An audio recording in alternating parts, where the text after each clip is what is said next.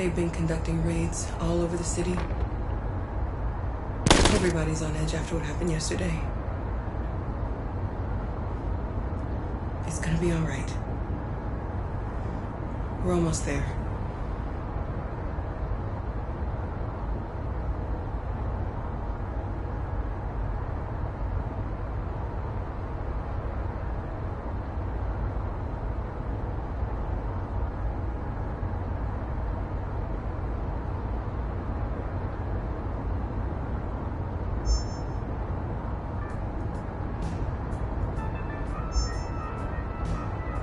With all androids being turned over to the authorities, the country is grinding to a halt.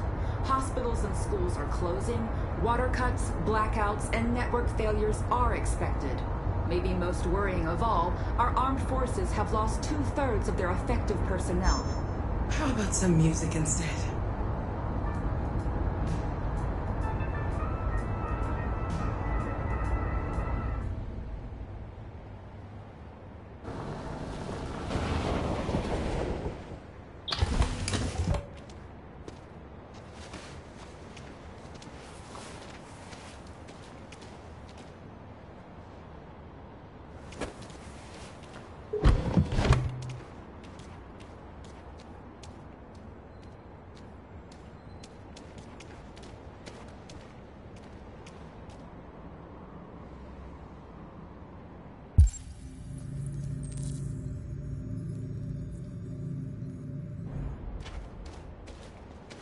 A little further on that way, there's a large freighter called Jericho.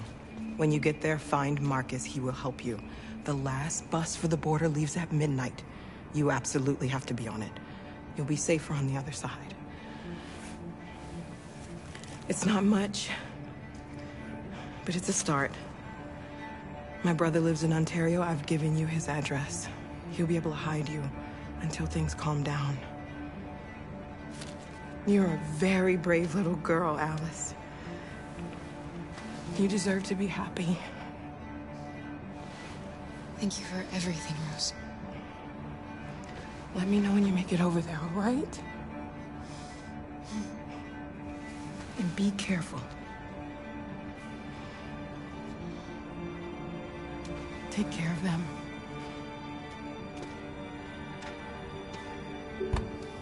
Come on, girls. You better not hang around.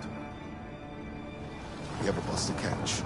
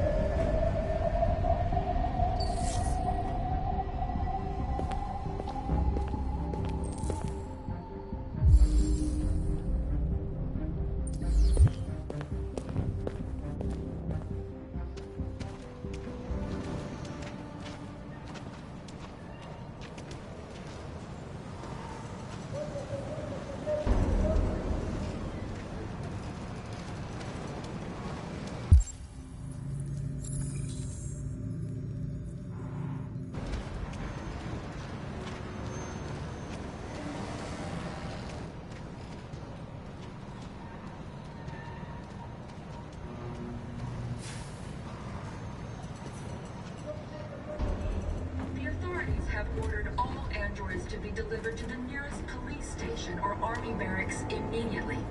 If you are worried about your safety, dial the number on your screen and the authorities will come to collect your android. Under no circumstances should you try to destroy your android yourself. They are unpredictable and potentially We've got to find a warm place for Alice. The androids weren't doing any harm. The cops just gunned them down. It was sheer carnage. There were androids all over the square. And then the police arrived, and well, they opened fire. I know they're only machines, but they look like just people who want to be free. Following the android crisis and the neutralization of all military androids, American forces in the Arctic have been forced to withdraw, leaving the way clear for the Russian army. But according to some sources, the Russian forces also seem mysteriously to have withdrawn. The Kremlin has made no comment for the moment, but it is quite possible that the Russian army has been confronted with a similar crisis among its own androids. The chairman of the United Nations, Douglas Cornwall, has called for the organization of an international conference on the status of the Arctic. In any case, the danger of a third world war seems to have been ruled out for the moment. A new stage has been reached, demonstrating beyond all doubt that these defective machines have become a real danger for American society. The time has come for us to destroy our machines. They're conducting raids.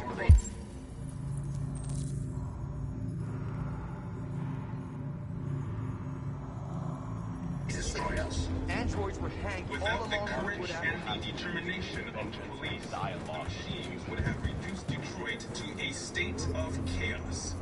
The authorities have ordered all androids to be delivered to the nearest police station or army barracks immediately. If you are worried about your safety, dial the number on your screen and the authorities will come to collect your android. Under no circumstances should you try to destroy your android yourself. They are unpredictable and potentially violent. The androids wouldn't do any harm.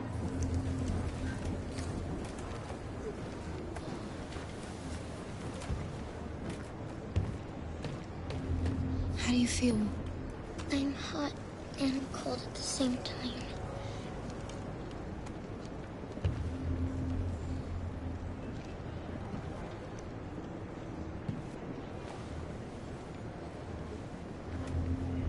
Stay with her. I'll try to find this Marcus. The last bus is in 2 hours. And the terminal's on the other side of town. We haven't got much time. We'll leave as soon as we have passports. Kara, there's something I have to tell you. It's about Alice. We'll have lots of time to talk on the bus. I'll be back. Stay with Alice.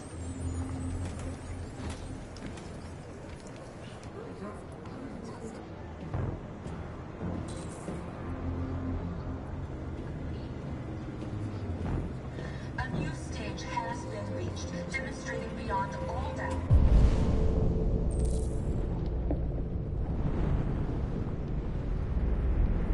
that these defective machines have become a real danger for American society.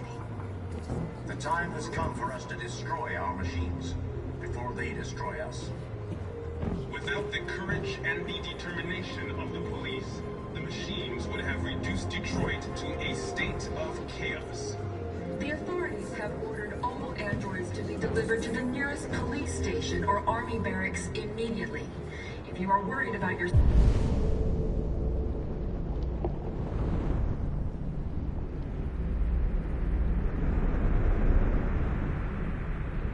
safety, dial the number on your screen and the authorities will come to collect your android. Under no circumstances should you try to destroy your android yourself. They are unpredictable and potentially violent. The androids wouldn't do any harm. The cops just gunned them down. It was sheer carnage. There were androids all over the square. And when the police arrived, they were fire. I know they're only machines, but they look like just people who want to be free. Following the android crisis and the neutralization of all military androids, American forces in the Arctic have been forced to withdraw, leaving the way clear for the Russian army. But according to some sources, the Russian forces also seem mysteriously... You're lost. You're looking for something. You're looking for yourself.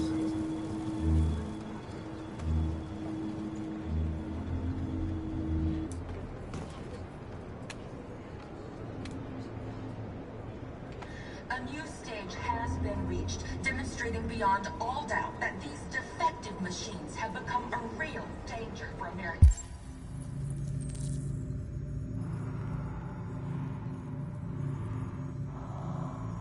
In society. The time has come for us to destroy our machines before they destroy us. Without the courage and the determination of the police, the machines would have reduced Detroit to a state of chaos. The authorities have ordered all androids to be delivered to the nearest police station or army barracks immediately. If you are worried about your safety, dial the number on your screen and the authorities will come to collect your android. Under no... Are you Marcus? I'm with a little girl and another android. There's a bus leaving for the border in less than 2 hours, and we need passports. No, Detroit's under curfew. There's soldiers everywhere. They're rounding up all the androids and sending them to camps. Maybe you should stay here a while. Maybe you're right. You might be safer here until things calm down. One of our people used to work in the State Department. He has electronic passports you can easily modify. I'll have him get them to you. Thank you. You said you're with a little girl, right? You know that humans hate us. Why are you protecting her?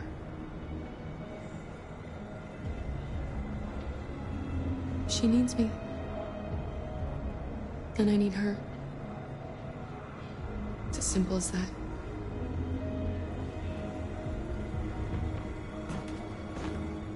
The androids weren't doing any harm. The cops just gunned them down. It was sheer carnage. There were androids all over the square. And then the police arrived, and they opened fire. I know they're only machines, but they look like just people who want to be free. Following the android crisis and the neutralization of all military androids, American forces in the Arctic have been forced to withdraw, leaving the way clear for the Russian army. But according to some sources, the Russian forces also seem mysteriously to have withdrawn. The Kremlin has made no comment for the moment, but it is quite possible that the Russian army has been confronted with a similar crisis among its own androids. The chairman of the United Nations, Douglas Cornwall, has called for the organization of an international... Alice?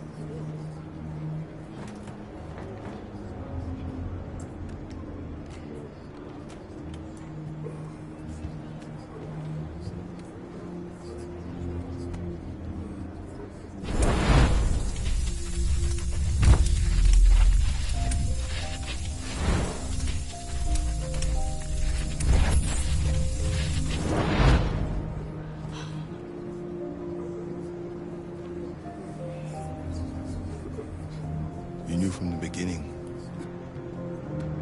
You just didn't want to see it. She wanted a mom, and you wanted someone to care for. You needed each other. What difference does it make? Do you love her any less now that you know she's one of us? Alice loves you, Kara. She loves you more than anything in the world. She became the little girl you wanted, and you became the mother she needed. Forgetting who you are to become what someone needs you to be. Maybe that's what it means to be alive.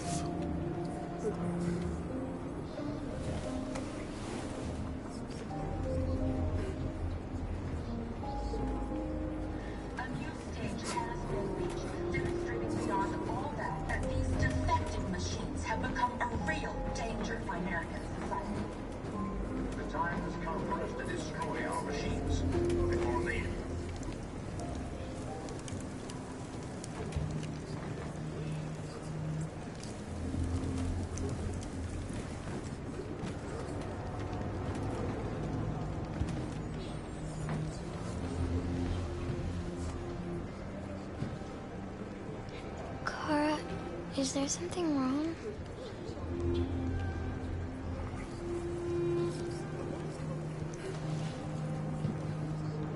We'll be together forever, won't we, Kara? Yes.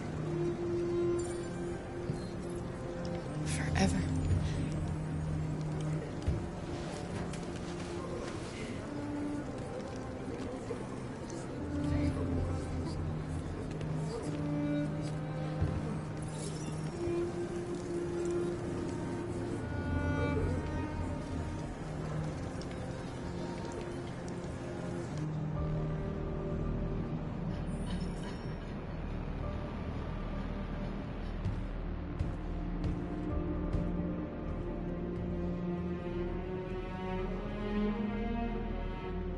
We're short on blue blood and biocomponents. Our wounded are shutting down, and there's nothing we can do.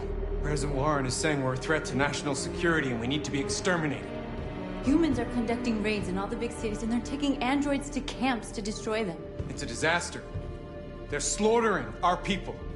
That's all our fault. None of this would have happened if we just stayed quiet.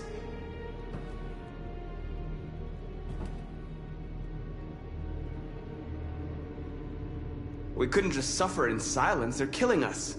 Nothing is gonna justify that. What's the point of being free if no one is left alive?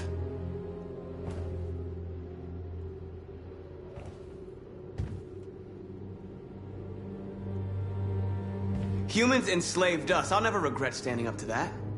We shouldn't forget who our enemies are. We can't fight amongst ourselves. He's right.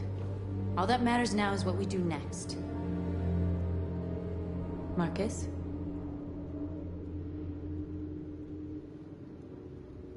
Dialogue is the only way. I will go alone. Try to talk to them one last time. Don't do this, Marcus. They'll kill you. Maybe. But North, I have to try. If I don't come back, lay low as long as you can.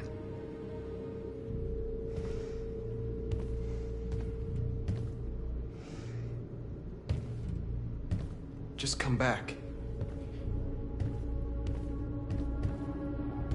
They need to realize how much they're hurting us. Find the right words, and they'll listen.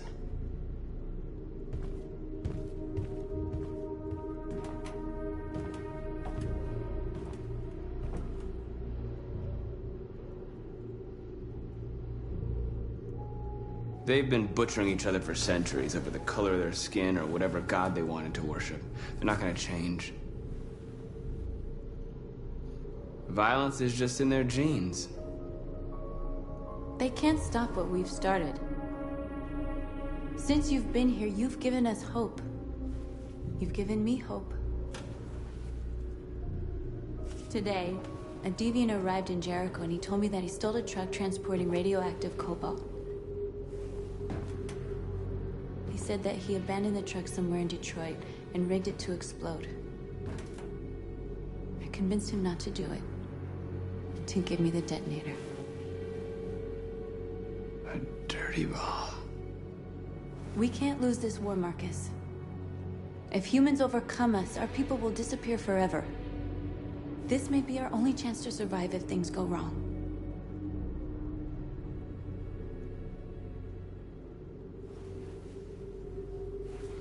I just hope we never have to use it.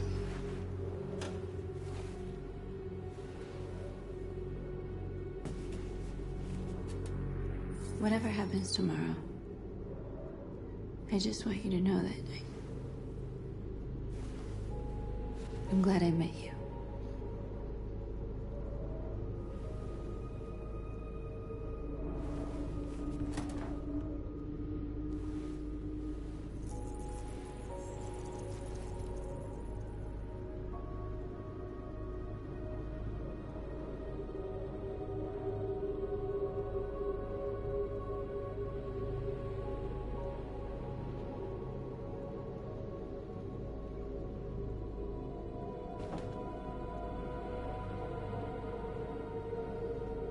I'll go join the others.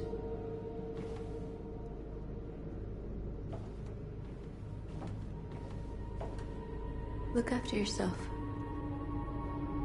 I don't want to lose you.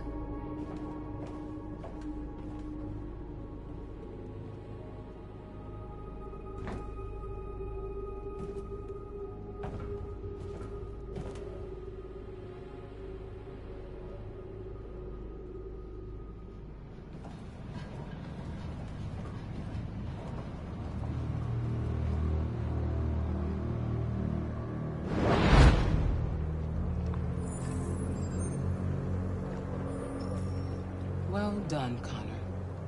You succeeded in locating Jericho and finding their leader. Now deal with Marcus. We need it alive.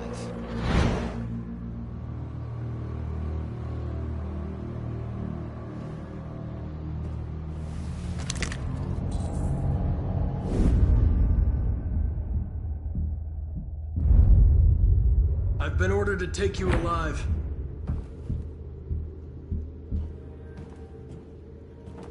But I won't hesitate to shoot if you give me no choice. What are you doing? You're one of us. You can't betray your own people. You're coming with me!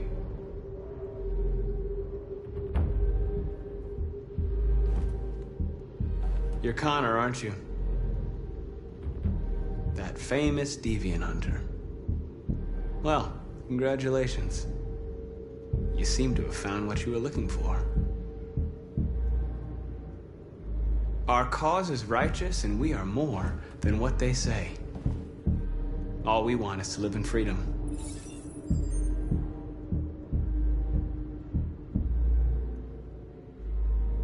That's enough! Have you never wondered who you really are? Whether you're just a machine executing a program or a living being, capable of reason. I think the time has come for you to ask yourself that question. Do you never have any doubts? You've never done something irrational, as if there's something inside you? Something more than your program. It's time to decide.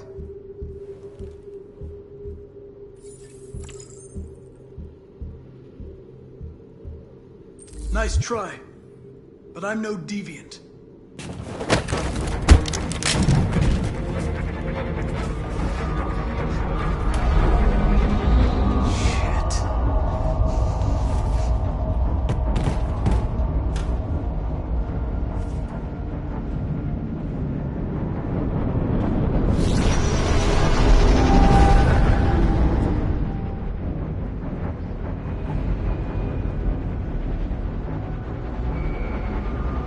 What's going on, Carol? Quick, we've got to get out of here.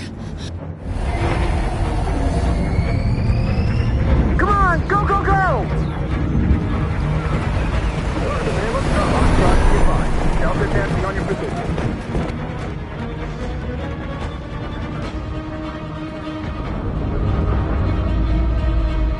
Like rats in a maze. Hey, Carol! They're coming! The corridor, over there. Follow me. This way! Quick! This way. There must be an exit further on. Come in! Quick!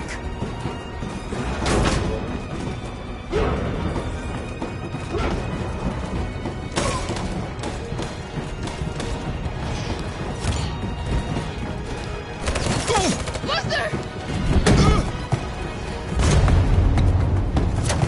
They're coming from all sides. Our people are trapped in the hold. They're gonna be slaughtered.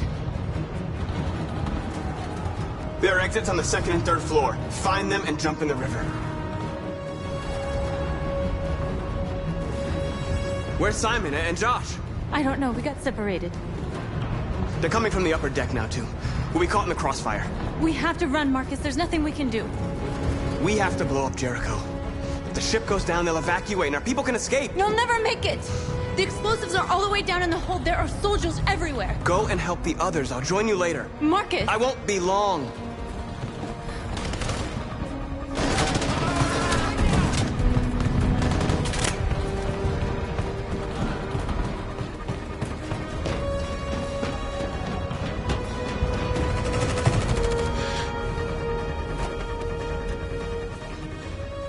This is the end of Jericho. Save our people, Marcus.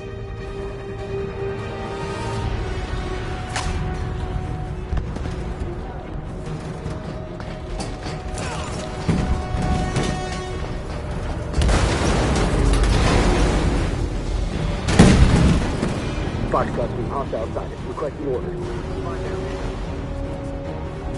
Don't let it get out. If they give you any trouble at all. Affirmative, Wilco.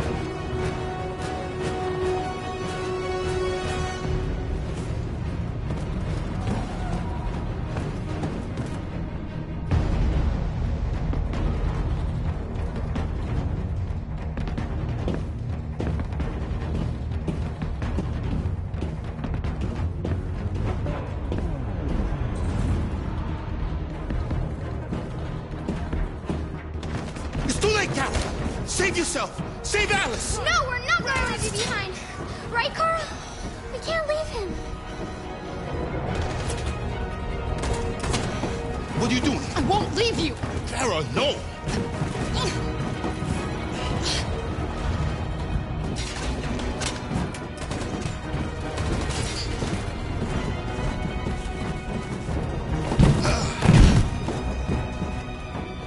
Don't move!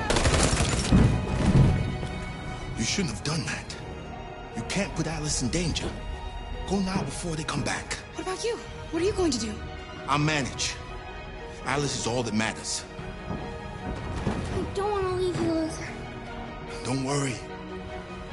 I'll catch up with you at the border, okay? Go now. Take care of each other.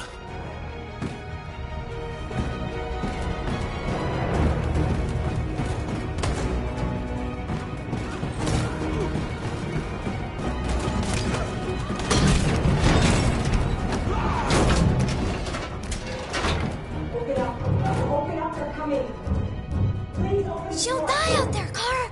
Open it. Open the door. They're gonna kill me.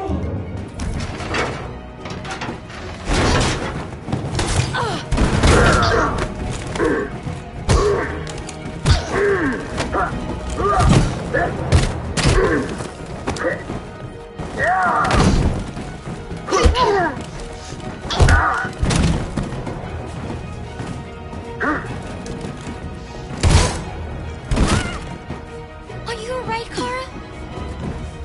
Yes, I'm fine. We can't stay here.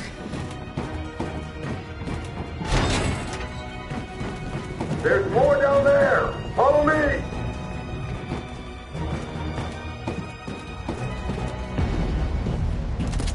Don't move! Don't shoot. I'm on your side. With us? Are you a human?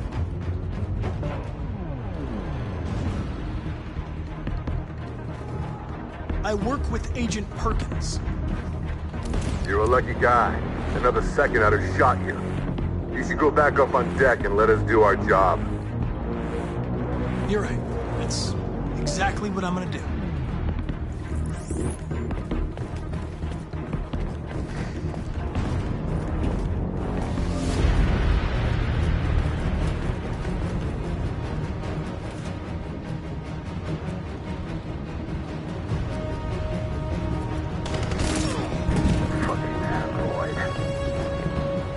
Go!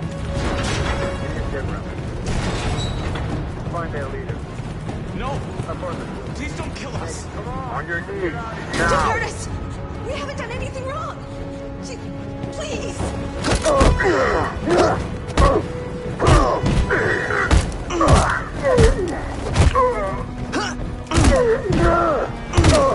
Marcus, you saved us. Go now! Hurry!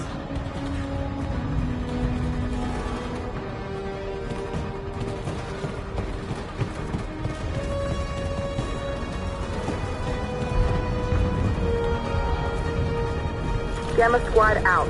Tango!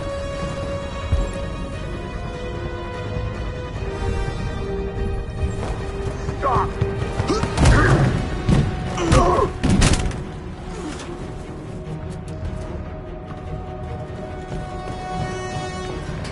Look out! Here they come. Don't move! We surrender! We surrender! Don't shoot!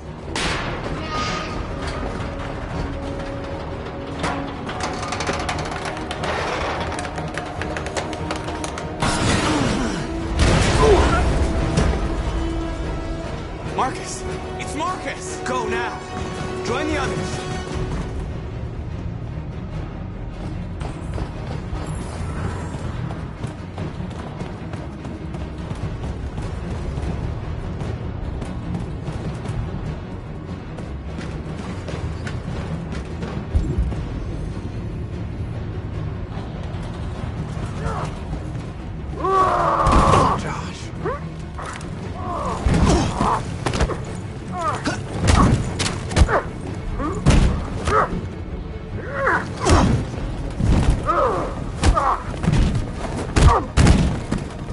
Quick, this way! Find North. I'll join you later. A way out! We're safe, Alice. Stop!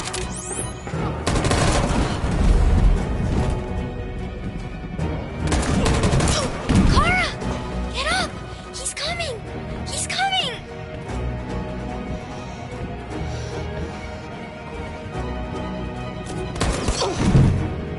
He's coming, Kara! He's coming! Don't shoot! Don't shoot! Wait! Don't hurt us. Where'd you come from? We're together. Please don't kill us. Join the others. Get a move on. Can it walk? Yes, I'll help her.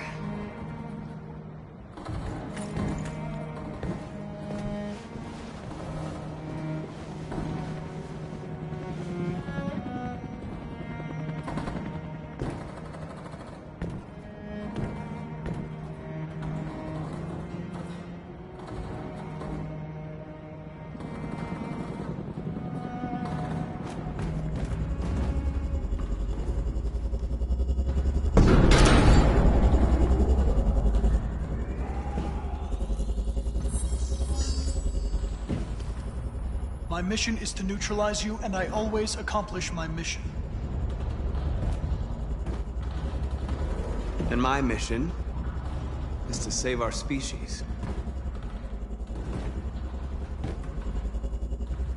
Looks like only one of us can succeed.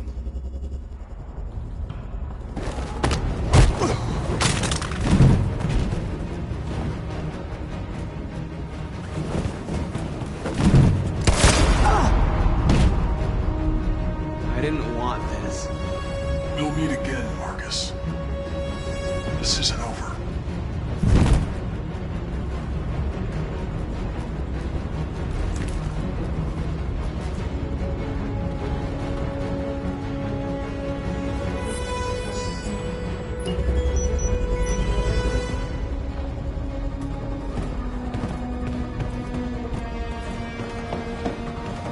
Marcus!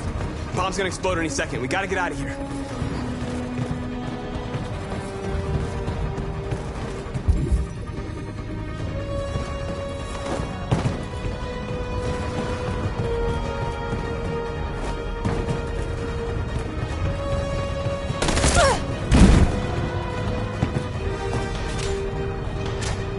It's too late, Marcus. There's nothing we can do for her. We've got to run.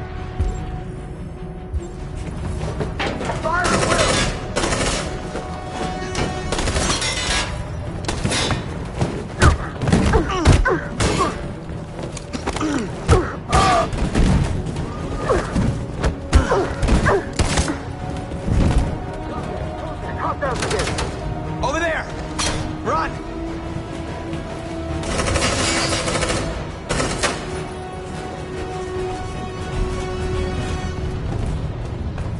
Run, quick! Come on!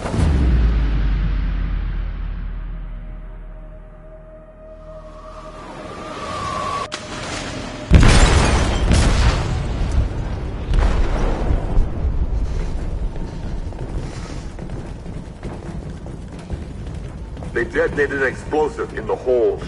The ship is sinking, sir. The men to evacuate. Calling all units. Abandon ship and evacuate immediately.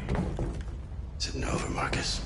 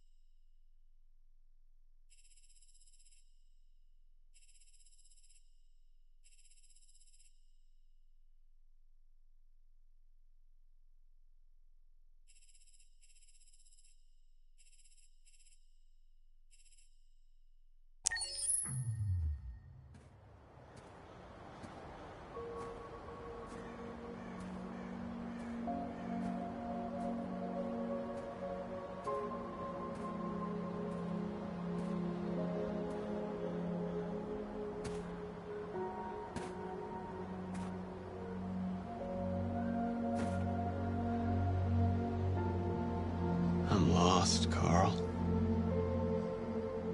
I just wanted us to live in peace, but everything I touch just turns to dust.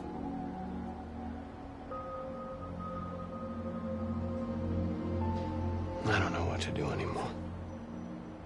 All of my options are bad ones. No matter what I decide, I know there will be blood. What should I do, Carl? They're killing us. I don't want to answer violence with violence, but what choice do I have? I miss you, Carl. I miss you so much.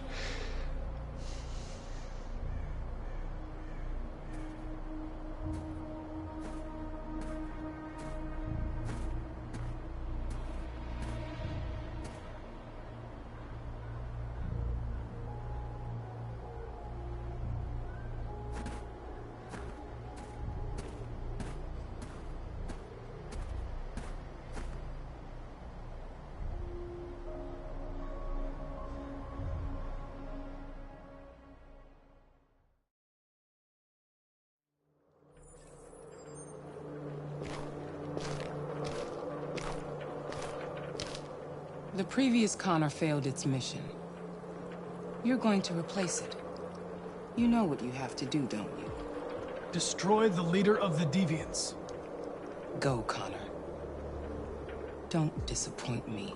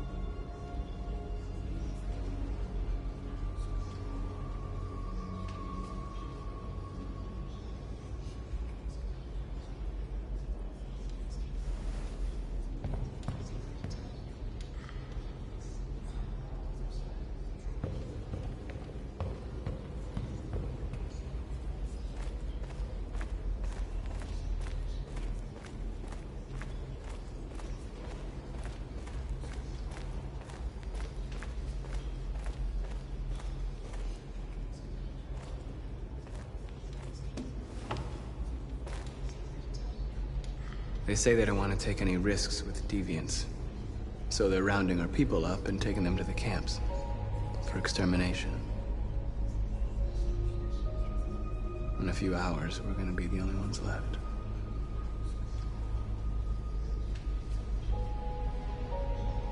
The Army built 5 different camps in the Detroit area. They're building more all across the country. They're preparing for genocide. What's your system status? I'm okay. Bullet didn't hit any components. You could have been killed trying to save me, Marcus. You have to think of our people first. Nothing else matters. In a few hours, it'll all be over. We'll have changed the world, or the world will have destroyed us. You have to make a choice, Marcus. But whatever you choose, we will follow you. I love you, Marcus.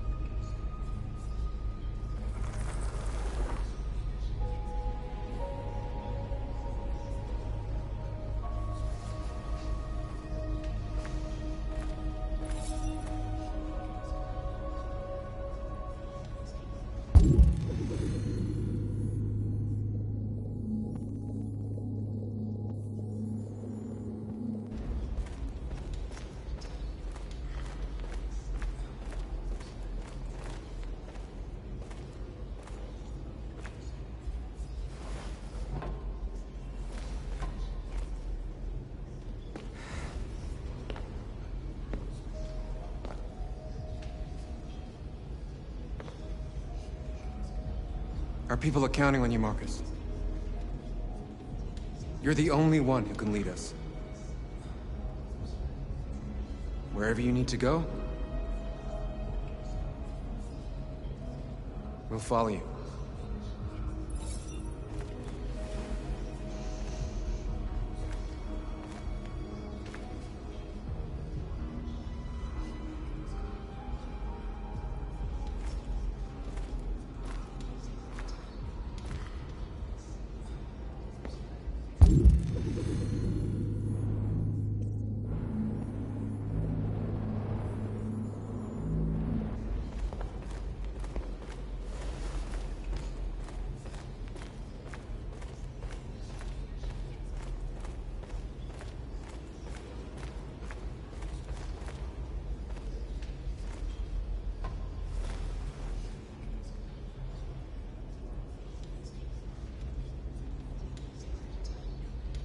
If it weren't for you, I'd be dead.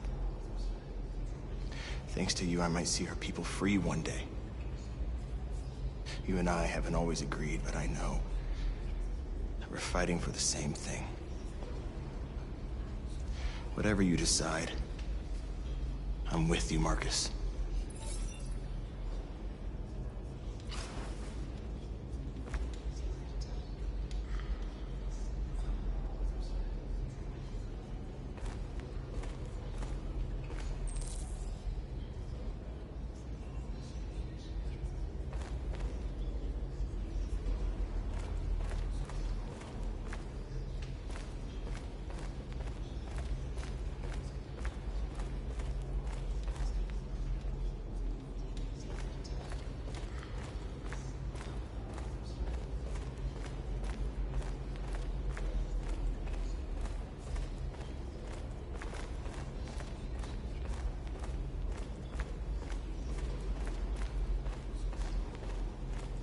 Humans have decided to exterminate us.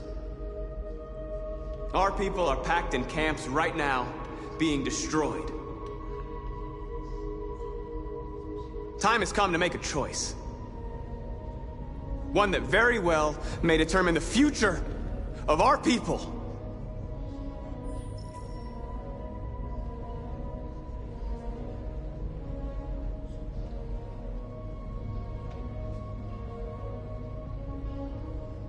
Now, if they want war, they'll get it. We are going to fight for our freedom, and we will succeed or die. Are you ready to follow me?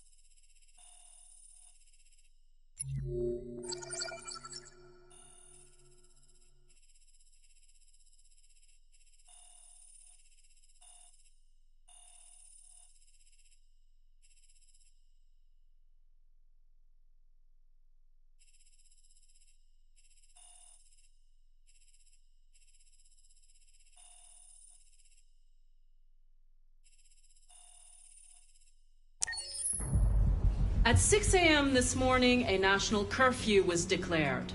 Civilian movement will be strictly controlled. The right to assembly is suspended. All electronic communications are restricted, and I have granted enhanced powers to our security agencies. In addition to these measures, all androids must be handed over to the authorities immediately. Temporary camps are being set up in all our major cities to contain and destroy them. I am now asking all civilians to cooperate with the authorities and rest assured that everything in our power is being done to guarantee the security of our nation. Madam President! Please! Madam President! Has the leader of the Deviants been apprehended? The deviant that is known as Marcus has not been located yet, but we will soon track it down and neutralize it. Madam President! Please! Is it true that androids make up 60% of the armed forces? Is our army still able to ensure our homeland security? We neutralized all military androids the second their reliability came into doubt. We have called the National Guard for reinforcement. Our armed forces are fully operational and are able to ensure our homeland security. Please! Many believe that androids are a new form of intelligent life. Do you have any comment? That's ridiculous. Next question, please. Madam President! Is it true that the androids could hack our IT systems, like nuclear power plants and military bases? All androids working on sensitive sites have been neutralized, and all IT systems have been suspended to avoid any risks of hacking. The situation is under control. Madam President! Madam! What's gonna happen to CyberLife? Will androids be banned definitively? We're working very closely with CyberLife to neutralize all deviants. I won't make any comments about anything else until we've dealt with the android question. Thank you. That will be all.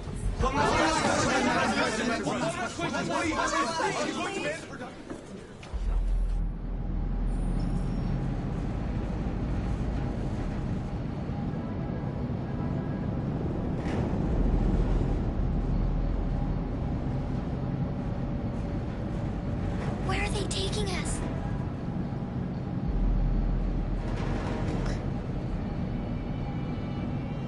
I don't know, Alice. Come on, get out! Get a move on! Out!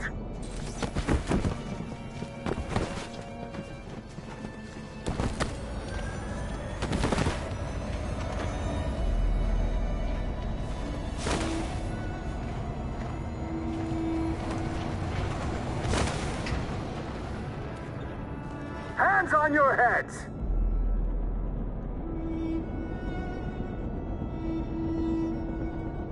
Line up with the others, right now.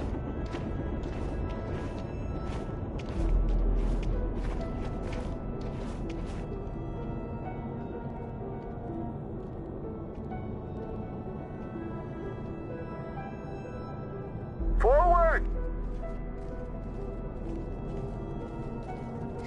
I'm scared.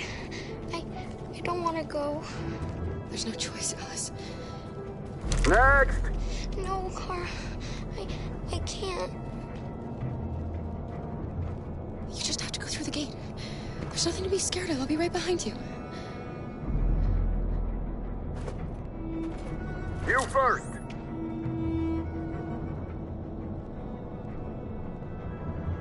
It's all right. She'll go now. Won't you, Alice?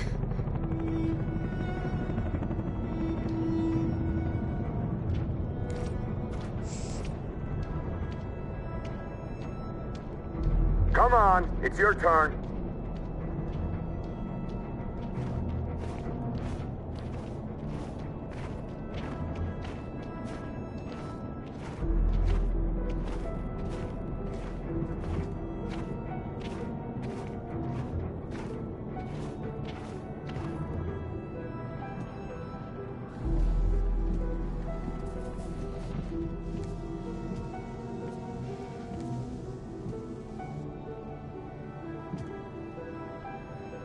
Deactivate your skin.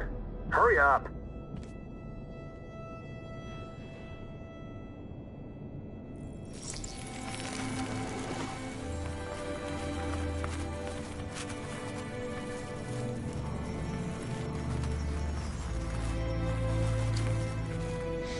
Please, Kara, don't. We have to.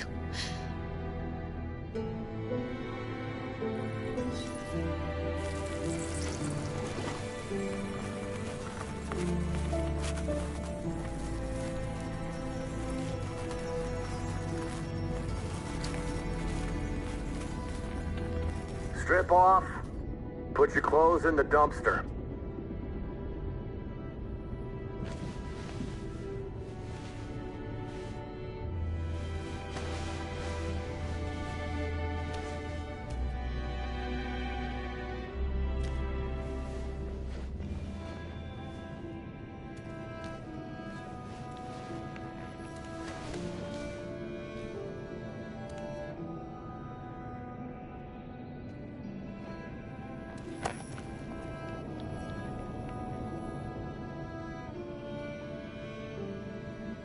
Come on, this way.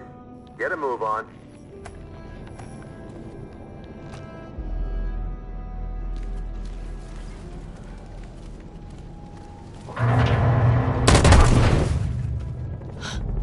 You, take this one to the dump. No! Please, I beg you! I gave you an order. Obey, now! I beg you! Please don't kill me! You there, get rid of these two, and make it snappy. Right away, sir. Forward!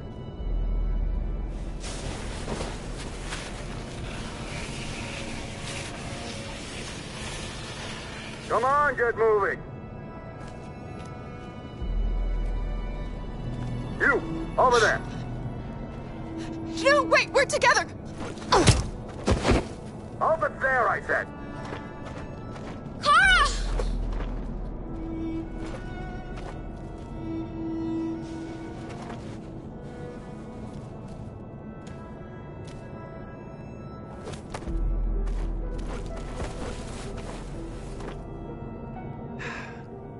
Today, November 11, 2038, is the day the android people rose up against their oppressors.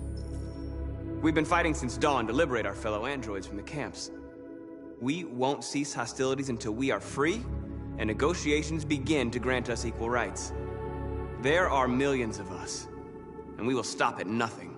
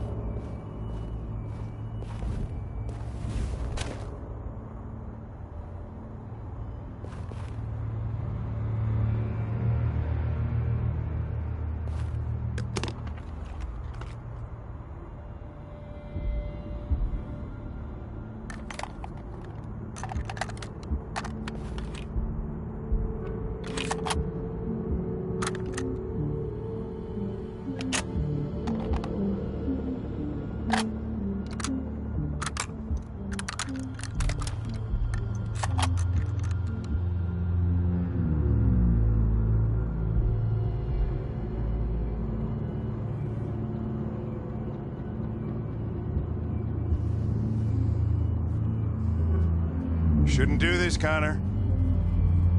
Keep out of this, Lieutenant. It's none of your business. You're gonna kill a man who wants to be free. That is my business. It's not a man.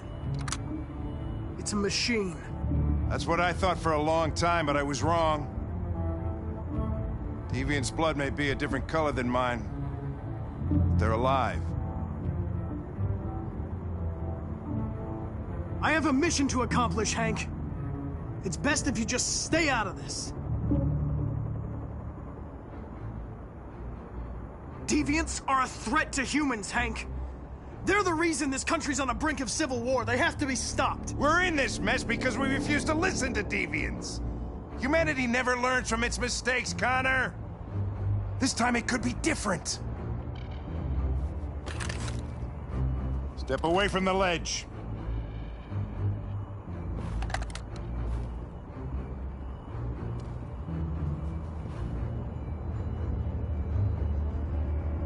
I know what happened to your son, Hank. It wasn't your fault. A truck skidded on a sheet of ice and your car rolled over. Little Cole had just turned 6. Shut up! Don't you talk about my son!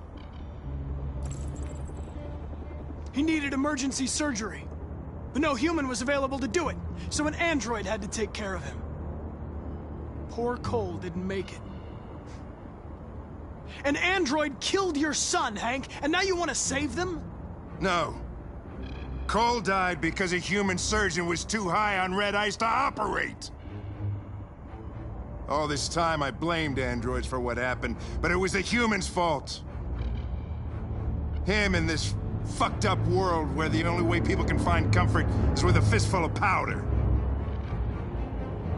Every time you died and came back, I thought about Cole. I'd have done anything to bring him back too, to hold him in my arms just one more time. But humans don't come back, do they? Killing you is not part of my mission.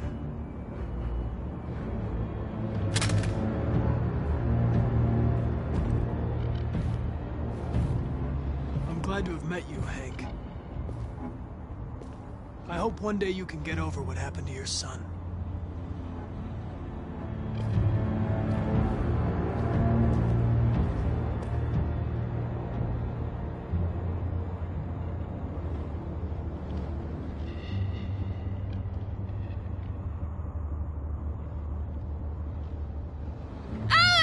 Get out of here.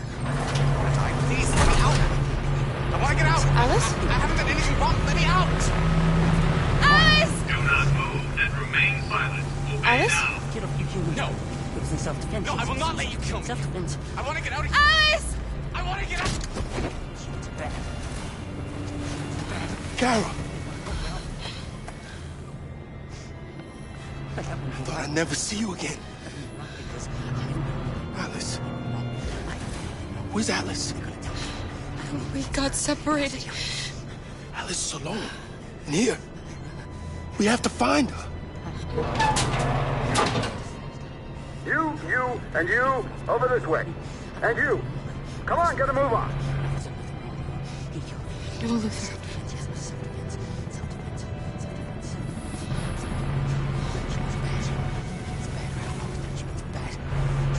Save Alice. No, leave him alone! Don't worry. It'll be your turn soon.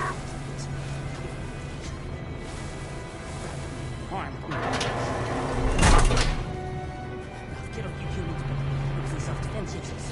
Self-defense. Humans are bad. Humans are bad. I remember you. You saved us from the Master's house. The little girl I was with. Have you seen her? No. No, she's not here.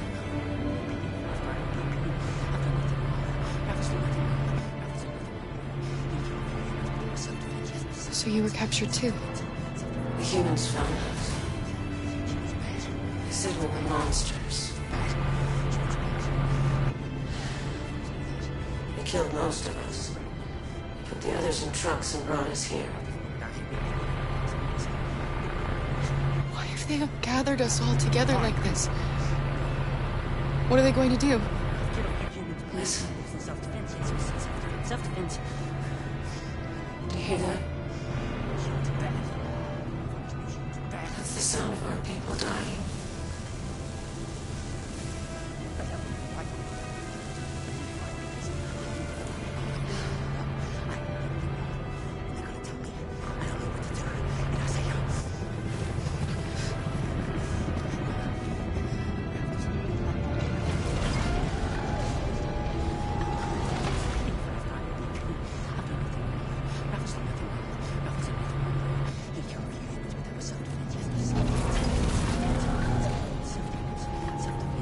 What's behind these doors? Humans are bad. Humans are bad, Ralph. Always knew humans were bad. Humans are bad. Do not move and remain silent. Obey now. Ralph, but that's not right, no. Ralph doesn't want to die. Ralph doesn't want to die. He won't let Ralph die, so yes, it would be a pity. Ralph didn't mean any harm. No. Ralph killed a few humans, but it was in self-defense. Yes, it was in self-defense. Self-defense. Humans are bad. Ralph always knew humans were bad. What's behind these doors?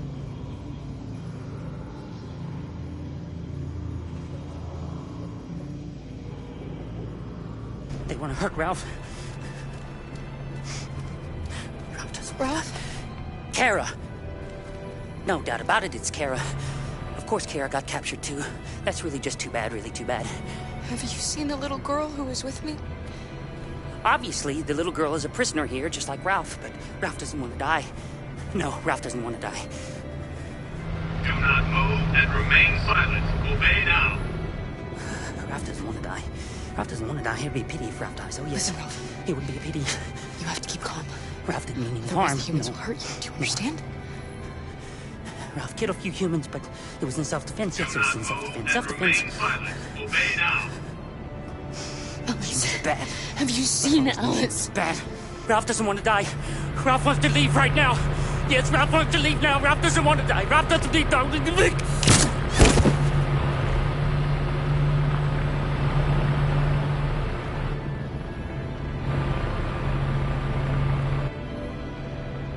What's behind? Jerry? Kara. So they captured you too. They came to take out the Jerrys. They separated us. But it's all gonna work out, isn't it? Do you know where Alice is? Alice? The little one? We know, yes. We think we saw her.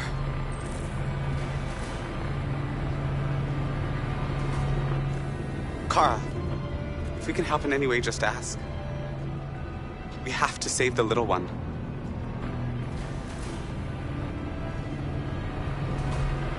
What's behind these doors?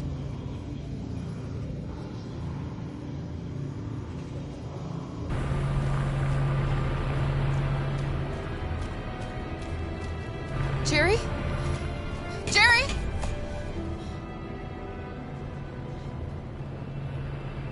Kara, Jerry, I have to find Alice. Do you know where she is? you stay here. We come back soon.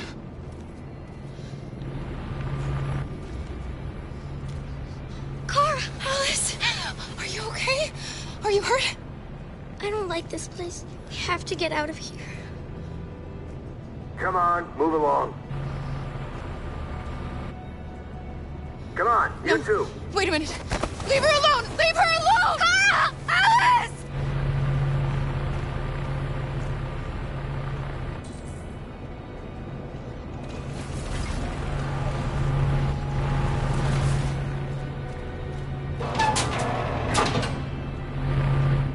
Come on, this way. Get moving. Faster.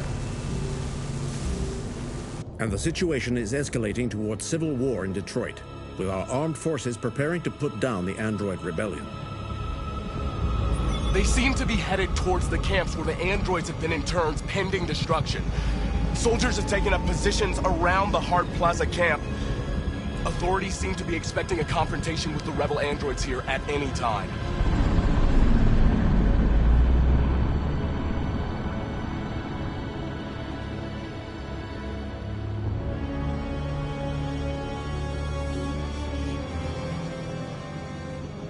Freedom or death?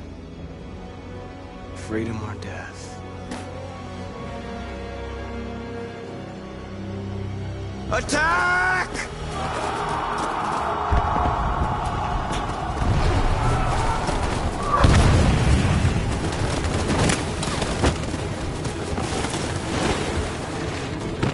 They've regrouped. They outnumber us and they're better armed than we are. We've got to be fast and overwhelm them. That's our only hope. We're gonna do this. We're gonna get to that fucking camp and free our people. Be careful, Marcus. Our people need you.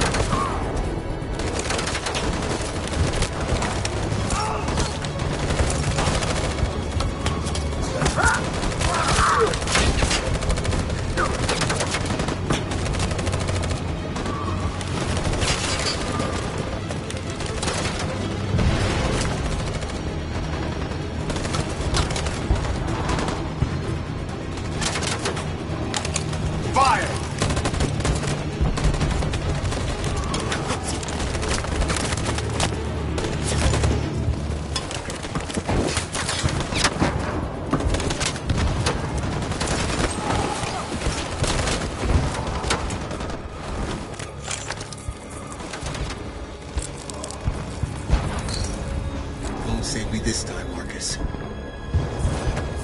The blood we spill will be on our hands.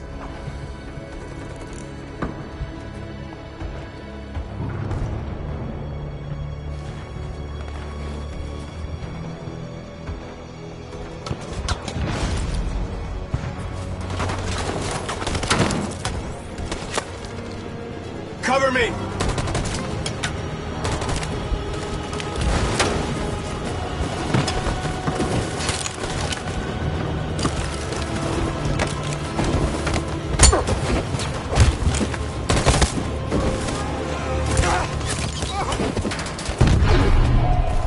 Die, Marcus. I don't want to die.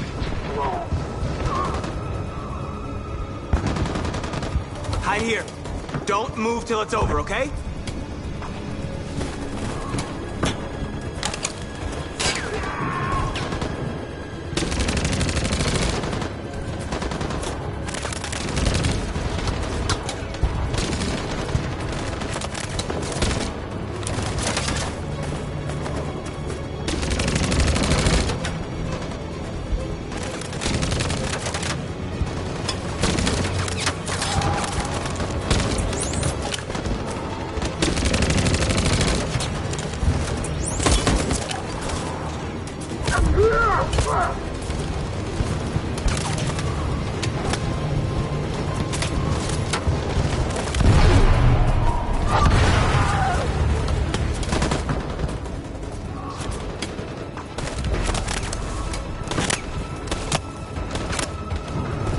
Cover me!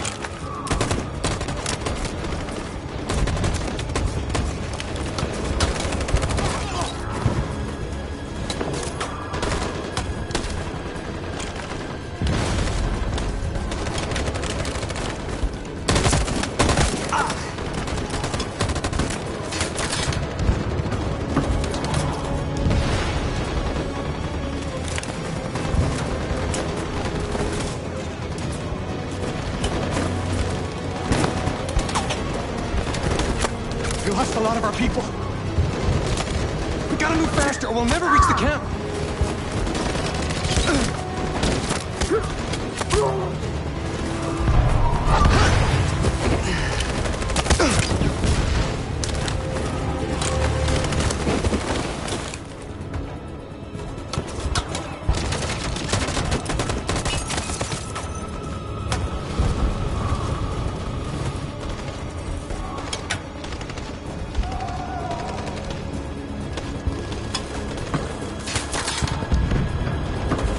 my signal.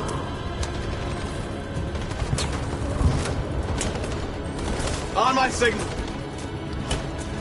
Now.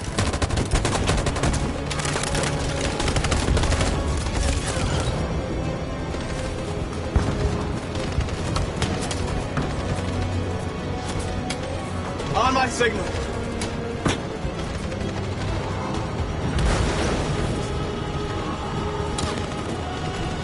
On my signal. Now.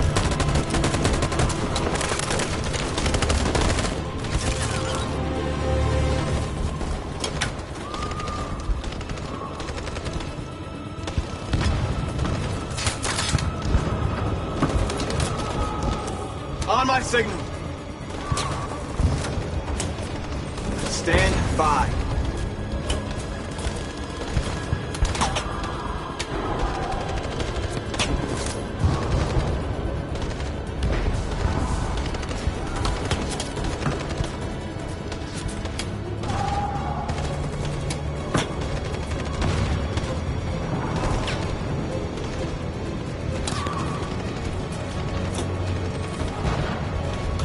On my signal. Now.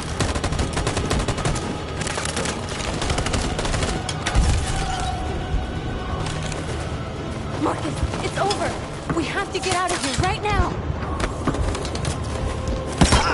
Marcus!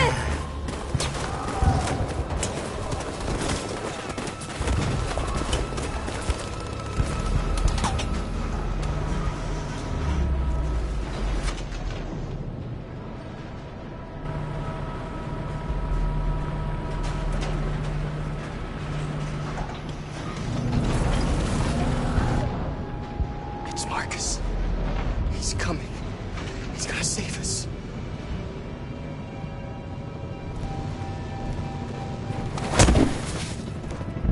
Step forward when you hear the signal. You got it? And I don't want to tell you a second time. Come on, let's go. Move.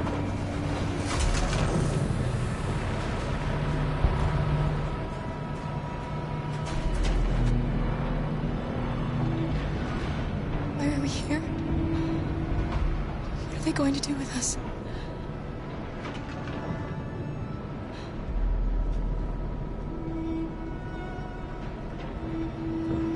Kara! Alice! Kara! No, Alice, don't move! But I'm scared. I know you're scared, Alice, but you have to trust me. Stay where you are, okay? Whatever happens, don't move. Don't leave me all alone, Kara. I can't. What are you doing? Back in line.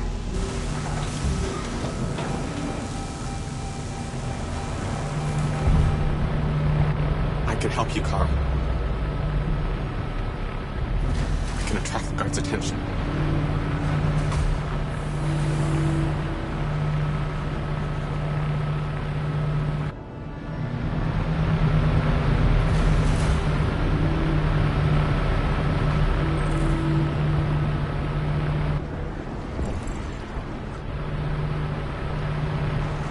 Back in line.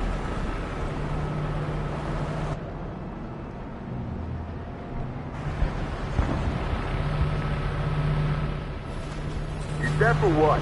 Back in line, I said. Shit. Kara! I was so scared. Are you alright? Come on, move it!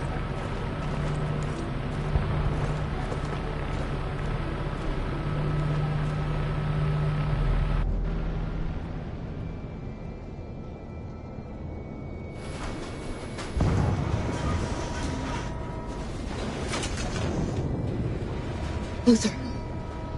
I won't let them kill you, Carol. I won't let them destroy the only people I love. No, Luther. You can't sacrifice yourself. We'll find another way. If there's no other way, I'll do it.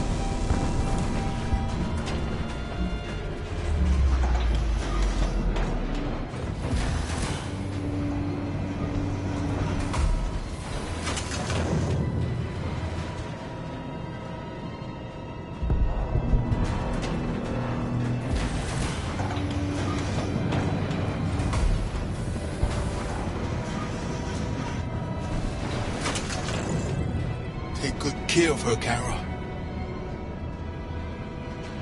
I love you both.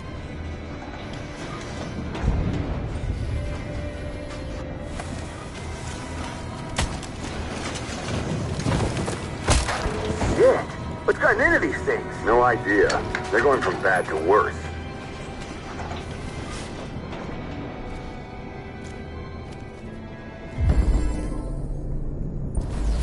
Kara, come on! What are you doing? You're going to have to get onto one of those trucks. I won't be able to come with you. What? What do you mean? You can't leave me. It's too late. You have to go now. Do you understand?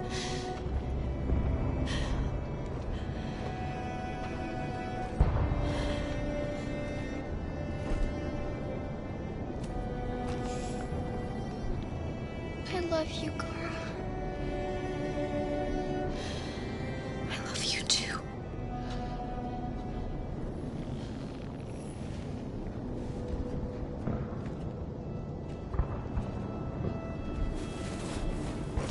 Over there!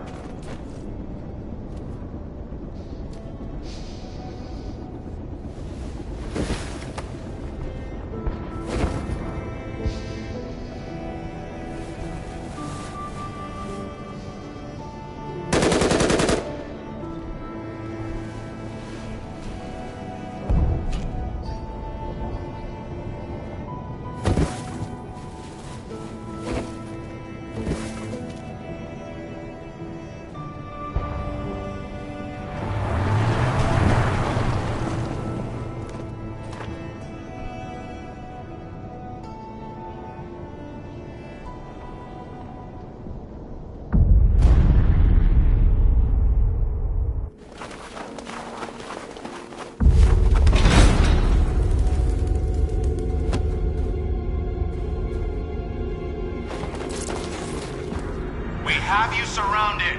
Come out now.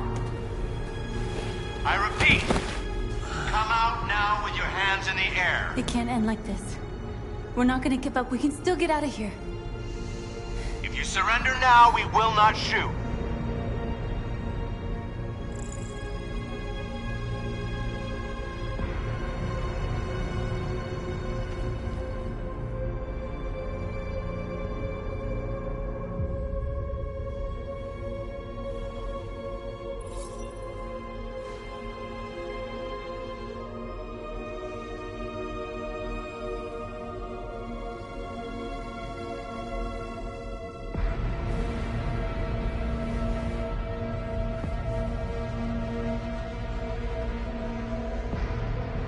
It's our last chance.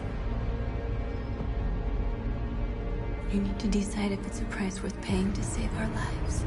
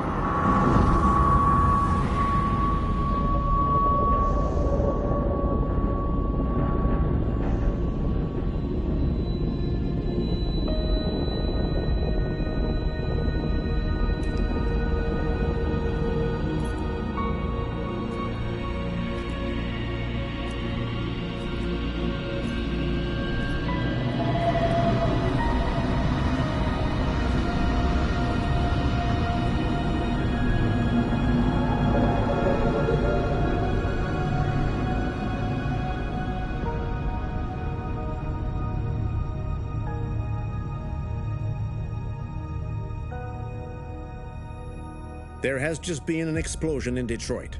We still do not know what caused it, but we will... We have many unconfirmed reports, but we have no official news on exactly what it is at this time. Explosion in the south of Detroit.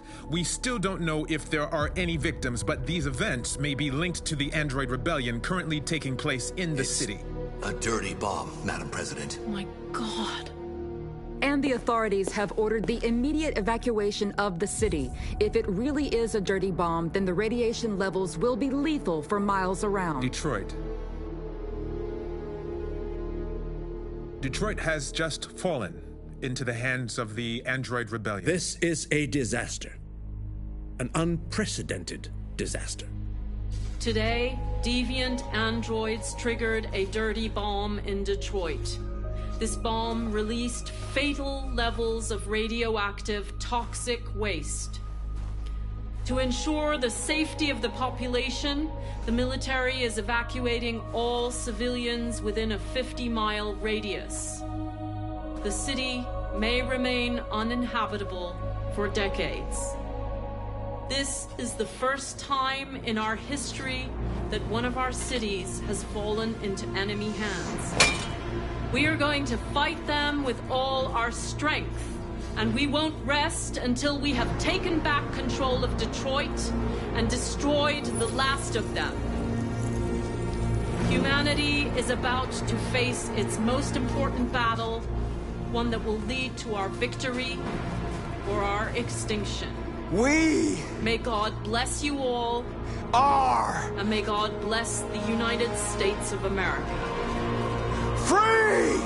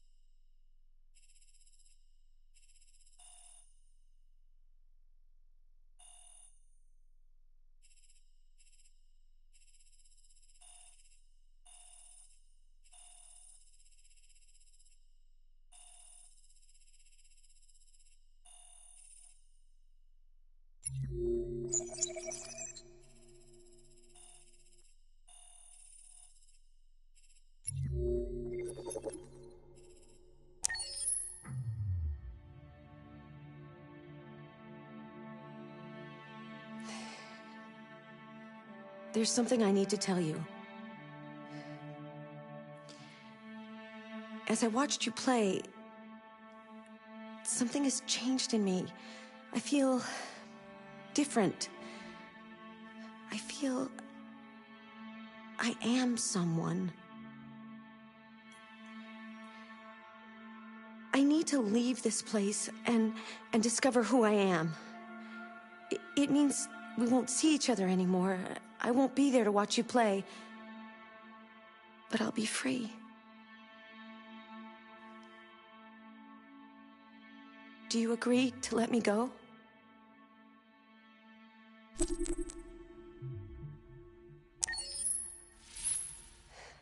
I'll never forget what you've done for me. Thank you.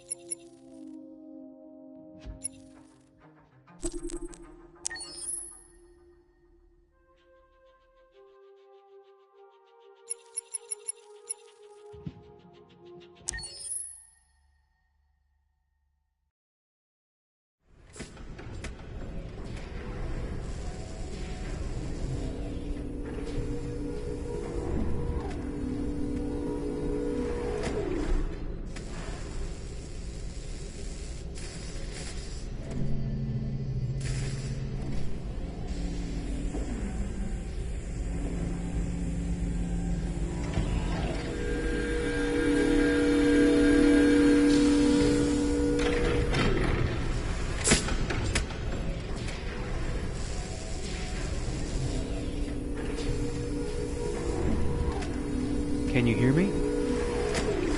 Yes. ID. KPC 897504C. Can you move your head?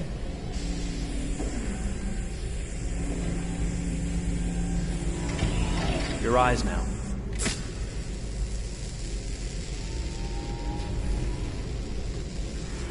Cervical and optical animation checked. Now give me your initialization text. Hello. I'm a third-generation AX400 android. I can look after your house, do the cooking, mind the kids. I organize your appointments. I speak 300 languages, and I am entirely at your disposal as a sexual partner. No need to feed me or recharge me. I'm equipped with a quantic battery that makes me autonomous for 173 years. Do you want to give me a name? Yeah. From now on, your name is Kara. My name is Kara. Initialization and memorization checked. Now, can you move your arms?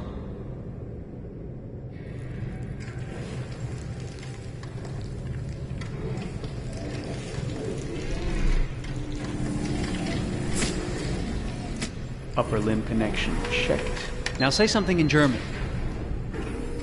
Ich bin ein AX400 Android dritter Generation, erschaffen als Ihr persönlicher Assistent und intimer Beziehungspartner. Say it in French. Je suis un androïde de troisième génération AX400, conçu pour être votre assistante personnelle et votre partenaire intime. Okay, now sing something in Japanese.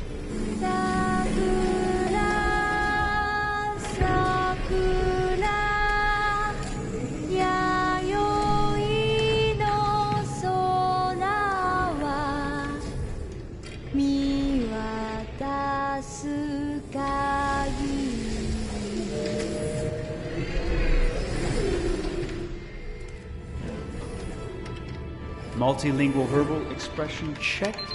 Go ahead, take a few steps.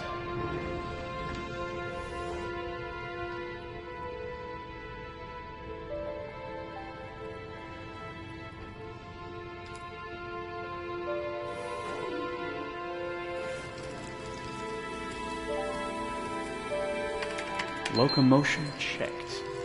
Great, you're ready for work, honey. What's going to happen to me now? I'll reinitialize you and send you to a store to be sold.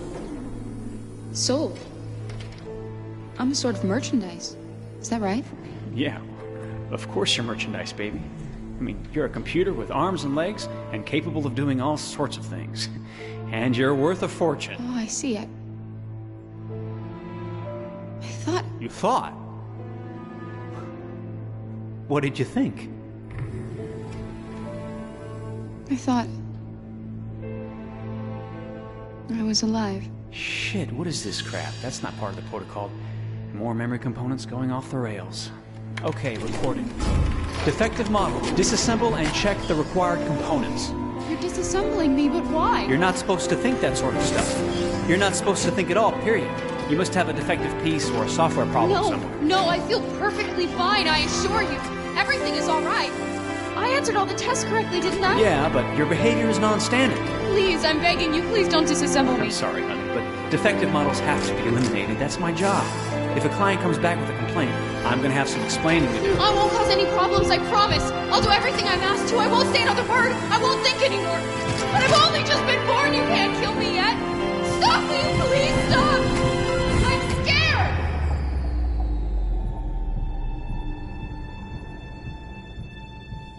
I want to live. I'm begging you.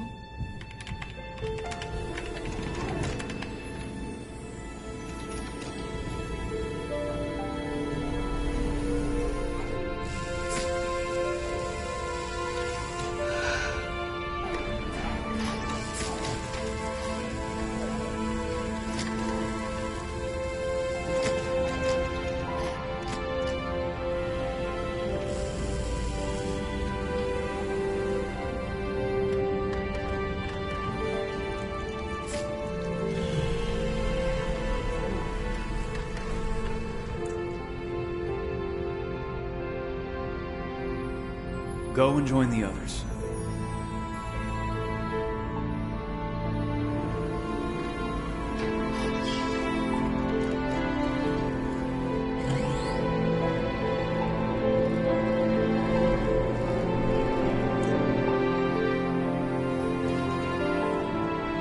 Stay in line, okay?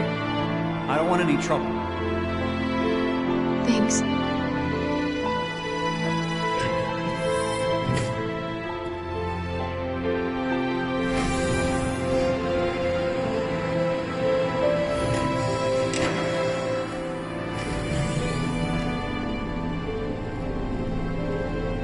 My God.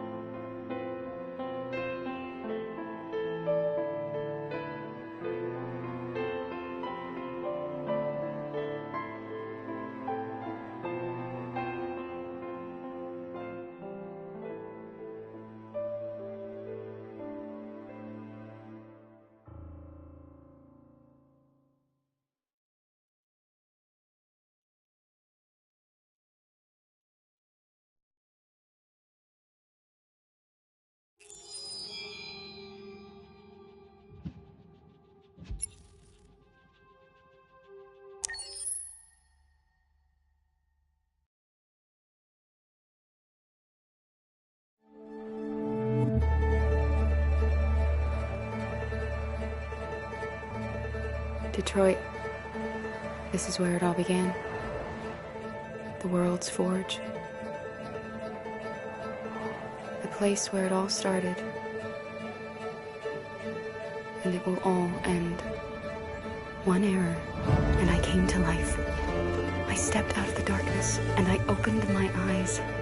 First there was the fear, the light, the noise, the cold, and the fear again. I could feel my hands shaking, my heart pounding in my chest, life running into my veins. I wanted to live. I fought for that.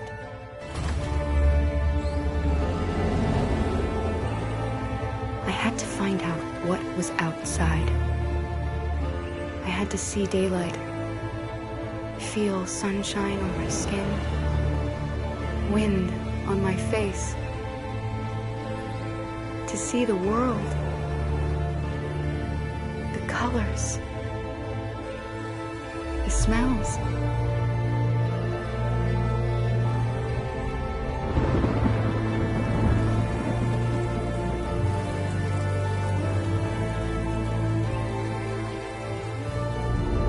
But the world is not what I imagined. It is dark and cold. It is harsh and violent, unfair and brutal.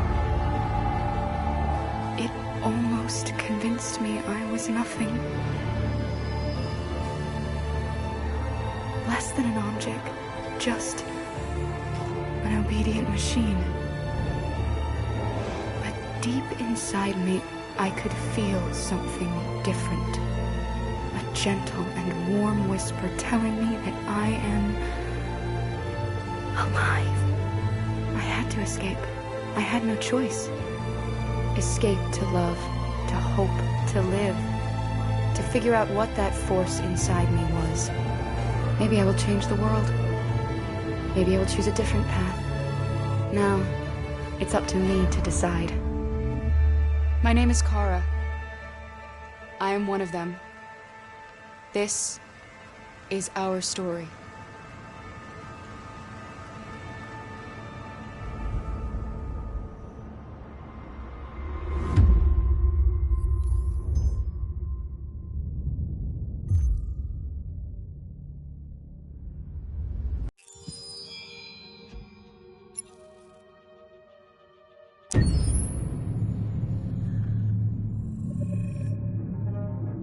When David and Guillaume got back in touch about making Detroit, I wasn't terribly surprised they decided to make it because the fan response was so intense. So it makes sense that they would choose to do that after the enthusiasm. It was a challenge, and it was just an interesting thing to get my head around how to approach this character now as a different, much older person, and whether or not she had changed. And I'm very happy to say that with Detroit, I've had the opportunity to see Kara grow so much more than I ever expected. You do the housework, the washing, you cook the meals, and you take care of... God damn it, where the fuck's the rat gone now? Alice! Alice! I mean, she starts out essentially how she does in Kara in a very, not robotic, but, you know, android, other way, and getting to take this journey where she becomes more and more human as it goes on. You know, and as an actor, that's a wonderful exploration in every way, whether it's how she sits, her posture, how her voice changes, how emotions change, and how much emotion is based on things like empathy and social experience. And so having, you know, as much material as I got with David to have this huge, nuanced arc was really incredible. Why couldn't we just be happy? This experience has been quite different than the experiences I've had shooting film or TV or doing theater work. I have 83 dots on my face and a really flattering black wetsuit type thing, and you're jumping around with props, and it's kind of like being a 10-year-old imaginative kid, which is fun. There's 80 cameras around us. It's already lit. So we just shoot and shoot and shoot and shoot and shoot. There's no change of sets, there's no hair and makeup, there's no wardrobe, so we move really fast, and we'll go through about 35 pages in a day. Working in TV or film, we'll probably do 6 pages a day. It's kind of acting boot camp. It's like working out constantly. I mean, you're doing this thing, and then you got to do something that's completely other back to back to back. And so that kind of process of working is very challenging, but it's also very exciting because you just have to keep coming up with new ideas, and your head goes all over the place because you're trying to keep track of basically 4 different storylines for each different response. You shot that girl, for fuck's sake. It was a machine that looked like a girl. Yeah, I know what I should have done. I just told you I couldn't. All right, I'm sorry. The fact that David Cade, he's telling like many stories interwoven from beginning to end is super complicated and super impressive, and I have no idea how he keeps it all in his head. He's not just the writer or the director who's seeing this from the outside eye, he's also thinking about the player walking through this space. You know, only somebody who really, really loves not the work, but like these characters and these stories and cares about doing something meaningful would invest that much in it. And it's always inspiring to work with somebody who cares that much. My experience with motion capture is this one. And I found it sort of terrifying in a way, because they said the computer's going to build you. But then as we got into it, I realized all the elements of it were still artistic. I just dipped into a really brilliant setup here. I've never seen anything like it. And this won't turn me into a product because I was playing a character. So it's wonderful. In the game, Detroit comes back because of a revolutionary industrial rebirth. And there's no reason why that can't happen in Detroit, because they have such tremendous infrastructure for millions and millions of people who can very easily support, you know, a new industry. The city is really strong and resilient, but the city has also been through so much. You see the damage. But it takes that time of kind of rebuilding and reinvesting into the city that I think is happening slowly but surely. The potential of Detroit as a city is something that this game does a lot of justice to, because it would be easy to look at Detroit as some place that used to be, and that's not the case. This game provokes a lot of conversation and reflection on our potential near-future engagement with machines. That's what we are to them. There's merchandise on display in a shop window. I think that a group that feels marginalized, feels like they deserve and have earned access to themselves and the environment around them, and are trying to figure out a way to articulate how to get freedom. What was I designed to be? Their slave? Their toy?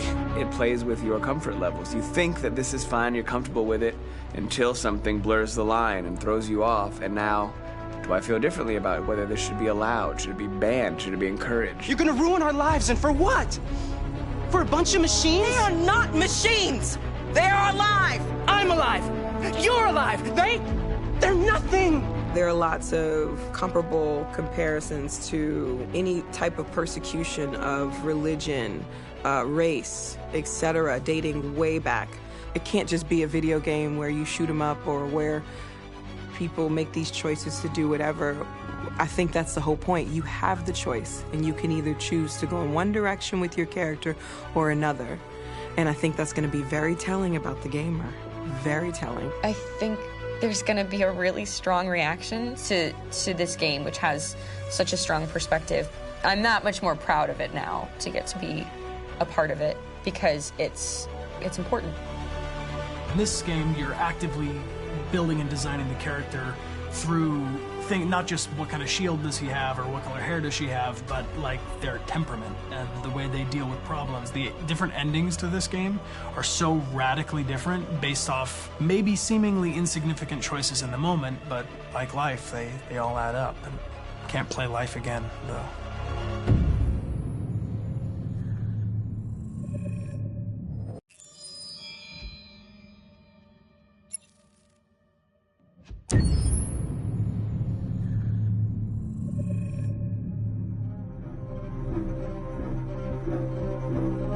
My name is Marcus. My name is Connor. My name is Kara. I am one of them. This is our story. I think who Kara is, or how I would describe Kara, depends entirely upon who's playing her, because you have the option to make her multiple different people depending on the choices she makes.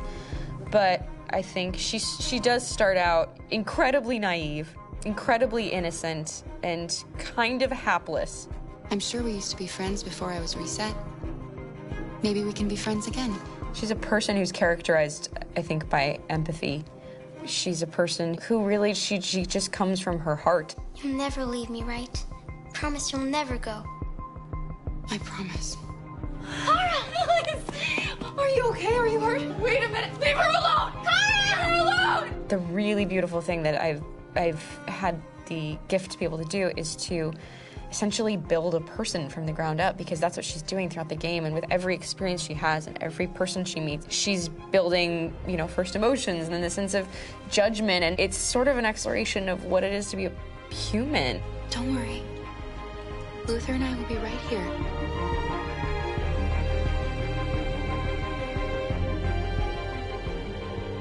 David and the creators have painted a really intriguing and engaging picture of a near future where we rely upon androids for a lot of our service class business, the class that serves us, that helps us, that handles our baristas and our drivers and our housemaids. And what is humanity, where we tap into it, how and why we treat each other the way that we do. And my character Marcus has a really intriguing journey, becoming deviant, realizing that he actually has feelings and human qualities inside of him, and it's a really incredible ascension into becoming fully realized and coming to terms with what you actually deserve better than this in life. And not only do you want it for yourself, but you want it for your peers. We've come here to demonstrate peacefully and to tell humans that we are also living beings. All we want is to live free. You know what? This thing, Dad, is not your son.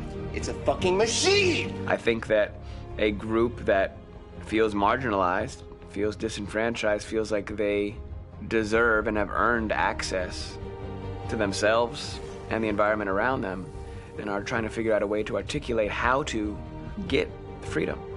Connor is analytical. Connor takes things literally. He starts in the beginning place where he's very mechanical.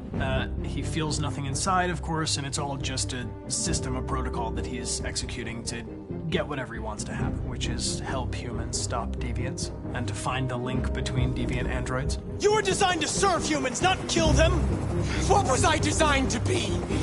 Their slave? Their toy? Just say, I killed him! Is it that hard to say? Stop it! Stop! But of course, over the course of the story, and depending on the player's choices, Connor can grow in many different ways. He can deviate from that procedure or not. Moment of truth, Hank. Am I a living being? Or just a machine?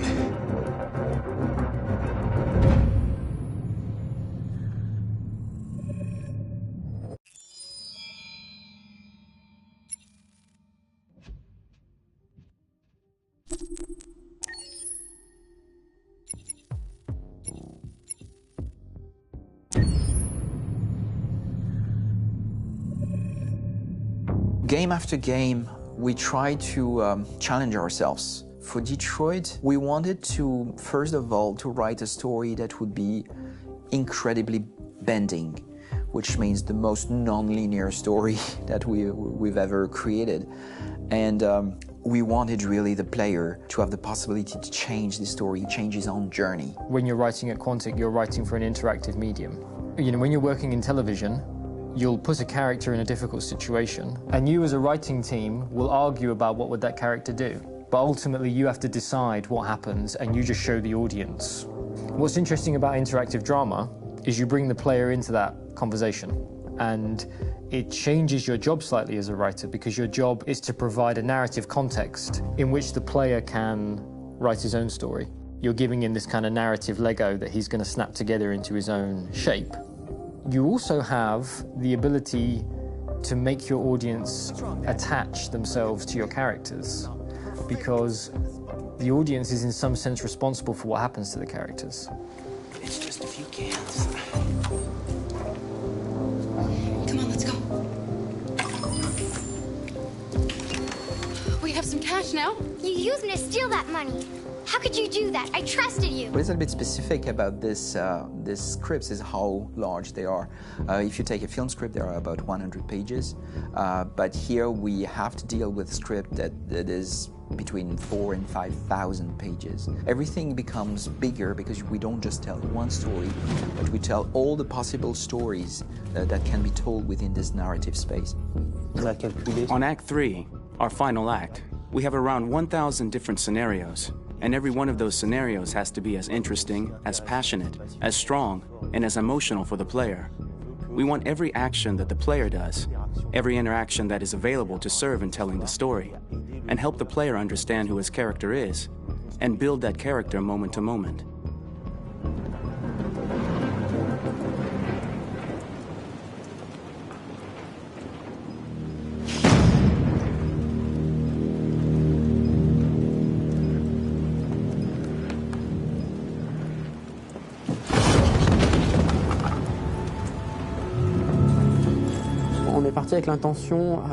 We started with the intention pretty early on that we would never lie to the player. So we implemented a visible tree structure in the game that players can consult during a scene or at the end of it, which shows exactly what they did and what they missed. There are games out there offering world exploration. We offer narrative exploration.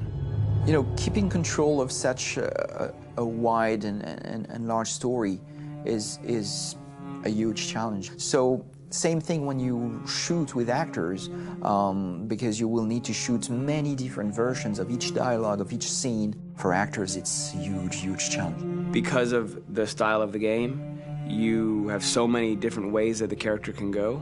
Every decision, it's what I call kind of choose your own adventure. Like every decision that the player makes, it's going to open up 40 more pages of material and experience that ties in, which means as a performer, you have to try to continue to make things feel real that the player might not ever see, but also that in performance it's not always connected to a previous act. It's grueling, it's hard work, but it's a great team and I enjoy doing it.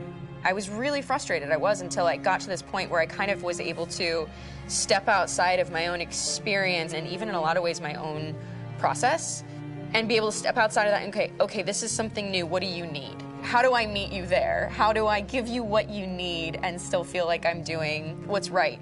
And once I did that, then all of a sudden it got really fun. It was much freer and having to approach it in a new way and think about the player and think about how it serves them and what I'm doing for them or what I'm letting them into.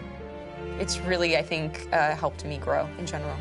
Remember, there's nothing on the left. That's a wall, so it's probably all there. And then make her come first, close. But I think you would go first to check that it's safe. Okay, sure.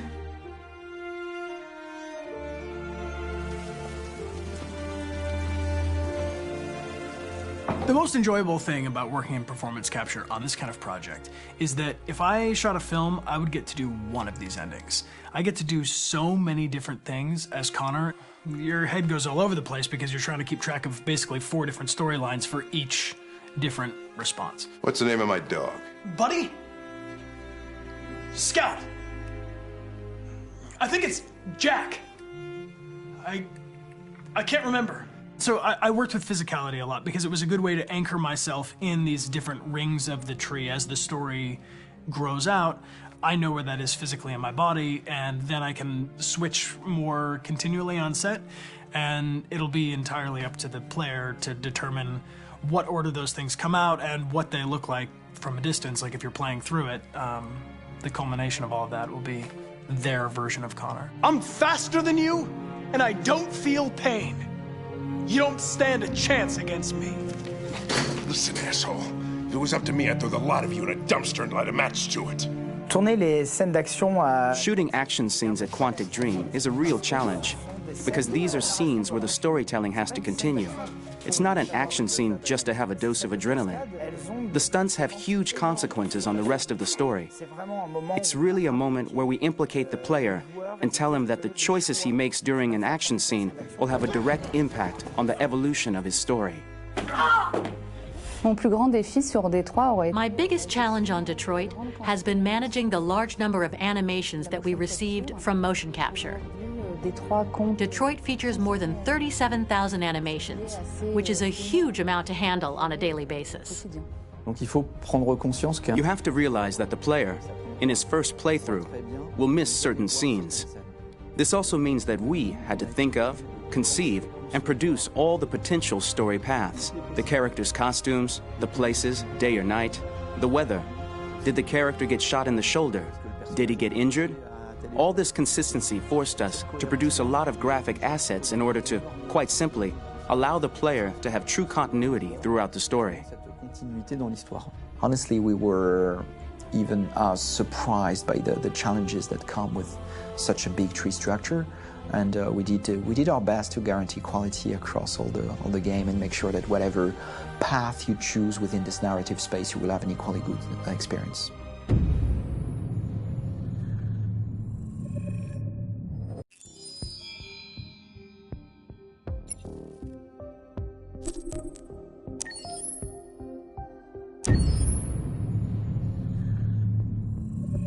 Detroit Become Human was produced over a period of 4 years. Here in Paris, we have a team of about 180 people. And to that, we need to add also all the outsourcing with our partners in the Philippines, in China, Vietnam, and in India. So when we started working on this story, I had to imagine where Kara was built. And for whatever reason, the city of Detroit came very quickly to my mind because it had already an incredible story by itself full of history and themes. So we traveled there with the team and we were really moved by what we saw, and we could really feel the desire to fight and really be born again. And we just continued this curve, this growth, and just imagine what Detroit would be like if the android industry was, using these huge factories to build androids there. A very strong element in Detroit is that there's a lot of industrial wasteland and a lot of nature too, and for us, the graphic designers, it was an incredible playground. The destroyed zones which we wanted to preserve, we appropriated them to turn into something else. Then in the areas that needed to be rebuilt, we were able to imagine our Detroit of the future. We didn't want to make a science fiction universe, but a world of anticipation. If we chose science fiction, we could have imagined flying cars, extraterrestrials, but those things are very far from our current everyday life. Anticipation is more about gleaning from our contemporary reality, the one we know, because Detroit is set in 2038, and 2038 is tomorrow. The difficulty we had was sticking to reality. That is to say, technology becoming more and more invisible, a lot more elegant, and at the same time, making it visual.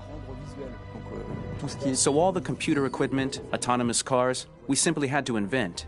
They are in fact very technological objects, but at the same time remain very credible and ingrained in reality. To create a cohesive universe in the fashion and clothing of the human characters in 2038, I didn't want to put an accent on strange shapes, or really vibrant colors, and things we wouldn't know. That I wanted to keep for the androids.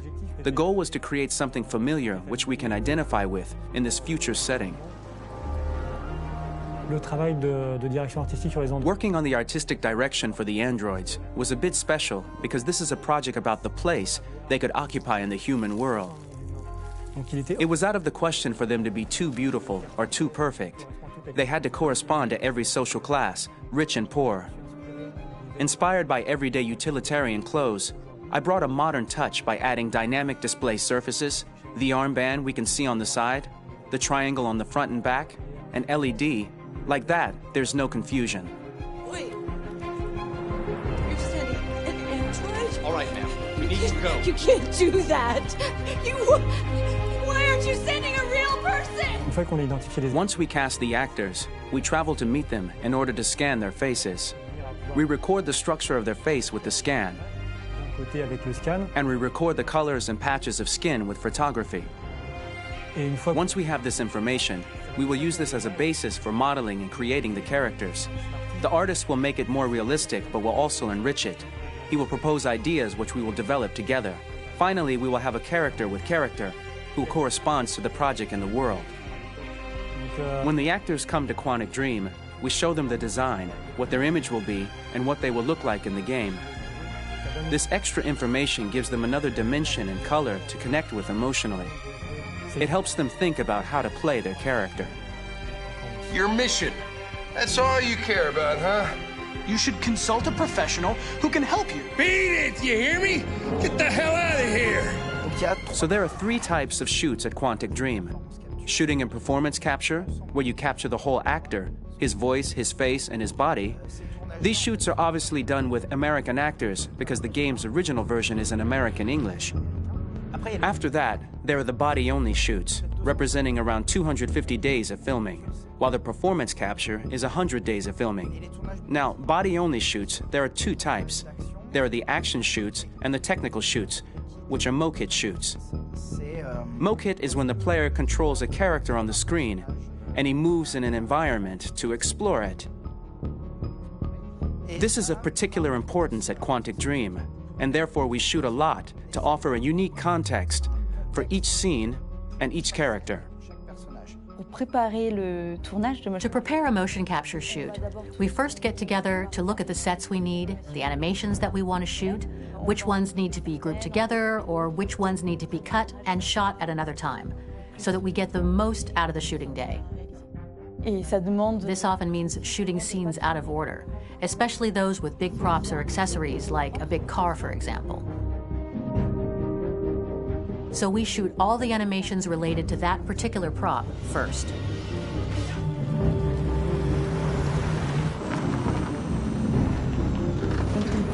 The biggest challenge for the mocap team was shooting a Spider-Man mokit. We had to build a wall and attach an actor to a harness with cables so we could pull him up and render him climbing. The shooting on this game total took about, I would say, more than a year, maybe 1 and 2 years, with about 300 actors on set. So I would say it's quite a massive production. But so much happened on this set between the stunts and the shootings with a little girl and all these great actors that we had. It was really a very, very memorable journey for the team and for myself. Today, Detroit has over 37,000 animations. When we retrieve the motion capture data, it's just a cloud of points, which represent all the markers worn by the actors. From this cloud of points, we have a phase called retargeting, which gives us a skeleton. This skeleton will be applied to the characters of the game. There is still work to be done, but this gives us the main movements. Since we are working on something very realistic, we must recognize the actor and also recover all the emotion he expresses in his performance. We use a system of facts, an identity card for each actor. We make the actor do a whole range of facial expressions. Then we recover all the expressions and paste the animations on a puppet that Jan has prepared. I then recover and refine these poses. I might stretch the lip, reinflate a cheek, tiny details that make the finished product really capture the actor. Because of the nature of our mocap system today, when we receive the animations, we're missing eye movements, and so the character has that dead look. He really has no eyes, so then it's a big part of the work for the animators to find the regard of the actor in relation to his position, in relation to the body, etc.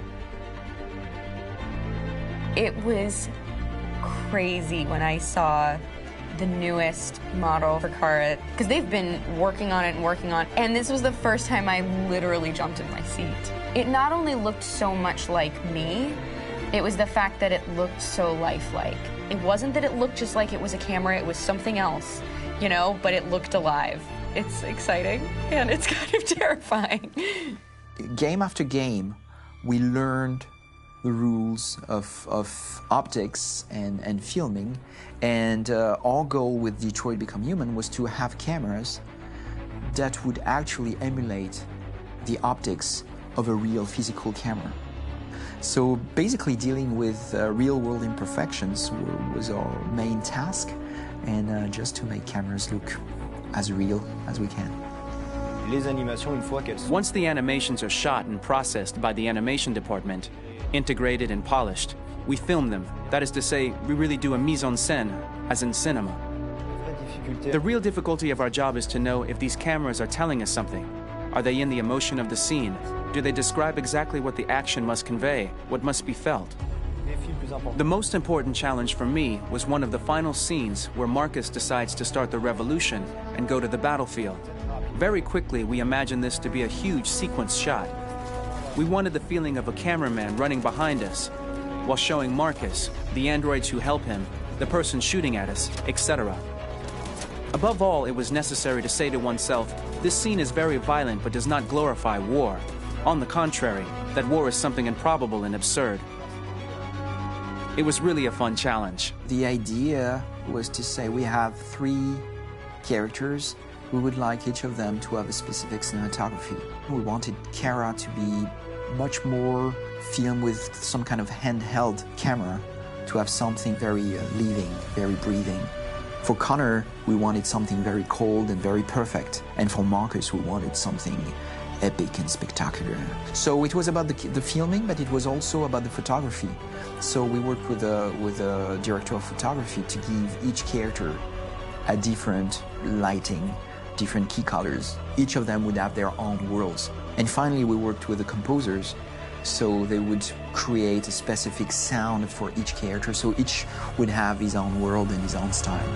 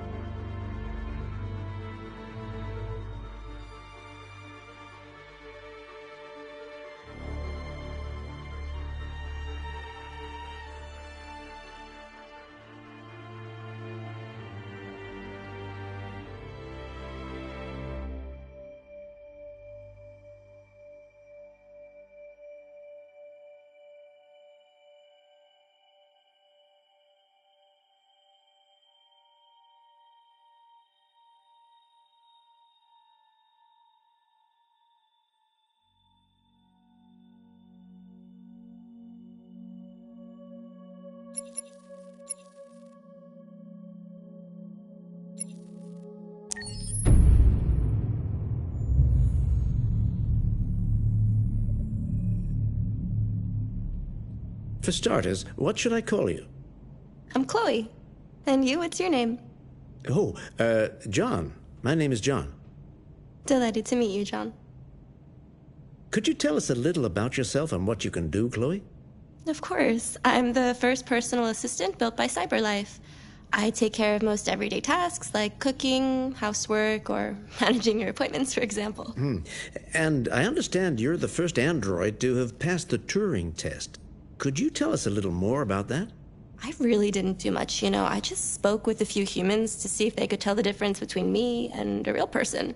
It was a really interesting experience. But this is the first time in history that man has created a machine more intelligent than himself.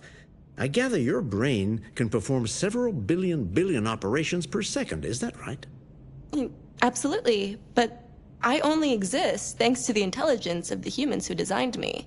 And, you know, they have something I could never have. Really? And what's that? A soul.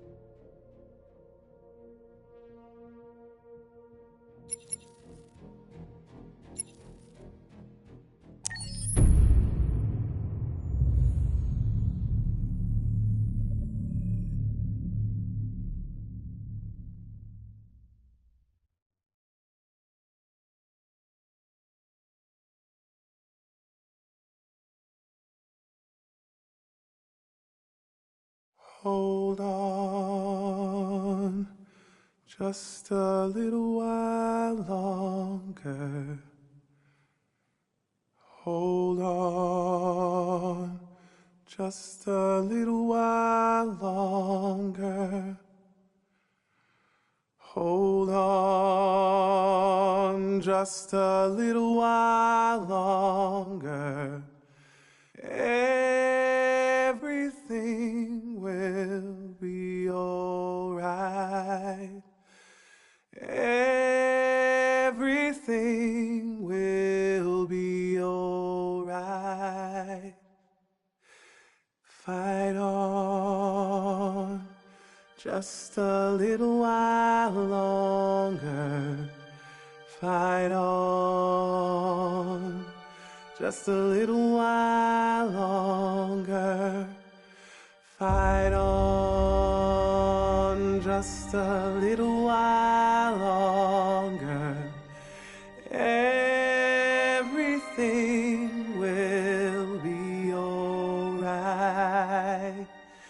Everything will be alright. We will sing on just a little while longer. Sing on just a little while longer. Sing on just a little while longer. Everything will be alright.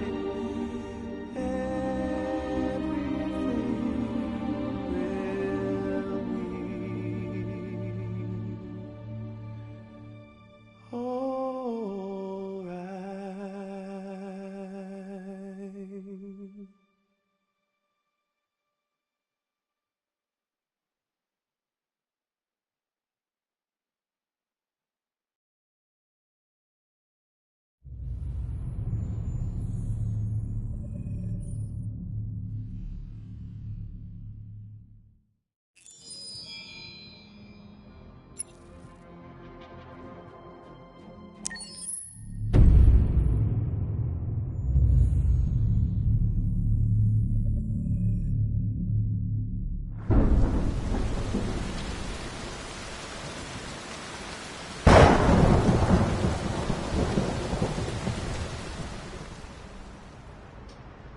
Rock-a-bye baby in the treetop.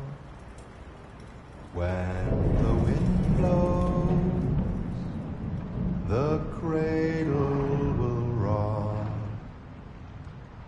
When the bough breaks, the cradle will fall. And down will come baby, cradle and all.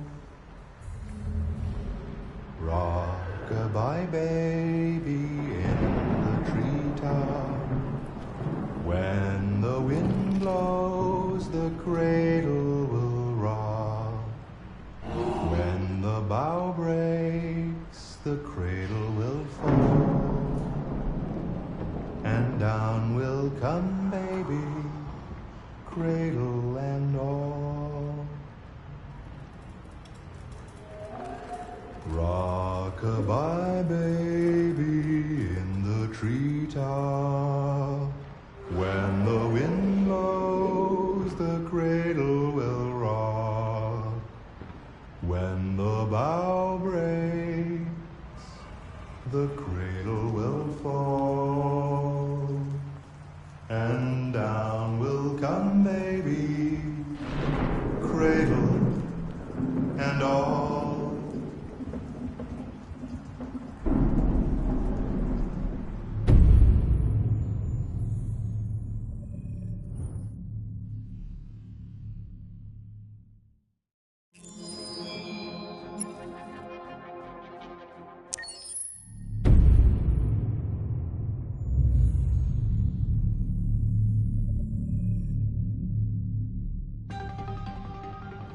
In the space of a few years, androids have completely transformed the world in which we live.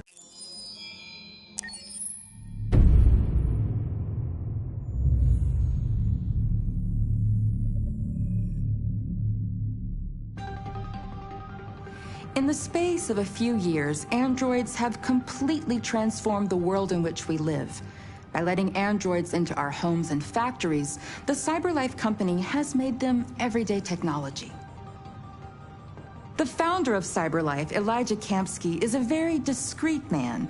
Despite being the CEO of the highest valued company in the world and being voted Man of the Year by Century Magazine, he remains a mystery for most people. That's why we at KNC are so excited to be here as CyberLife opens its doors for the first time. Elijah Kamsky, could you please tell us where we are? Certainly, and welcome. We're currently in CyberLife's production center in Detroit, where all models are designed and manufactured. More than 10,000 androids come off the production line every day. Fascinating. Could you tell us what your goal was when you founded CyberLife? Well, I simply wanted to use technology to carry out all of our most annoying and repetitive tasks, so we'd have more time to enjoy life. I imagine you must have faced many challenges. Yes, there were technical challenges, but the hardest thing was to design an object that we would want to welcome into our homes. We had to imagine a machine in our own image that resembles us in every way, that moves, breathes, blinks like us, but yet is smarter and more capable than any human being. Let me show you around. We're here in Production Unit 4. Could you explain in a few words how the androids are made? Sure, yeah, it's very simple. We use machines to manufacture machines. The removable parts are assembled on a production line, and then we apply a synthetic skin to the whole body. A human operator checks the cognitive abilities with a pre-established protocol, and finally, the android is conditioned and sent out throughout the country. Here's the result. Say something. Hello. I am a RZ400 model. How can I be of service? You can go now.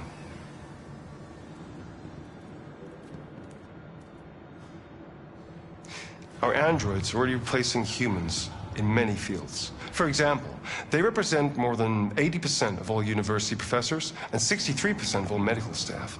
Tomorrow they'll replace our soldiers, and who knows, maybe one day, our leaders, to make the best decisions in humanity's interest.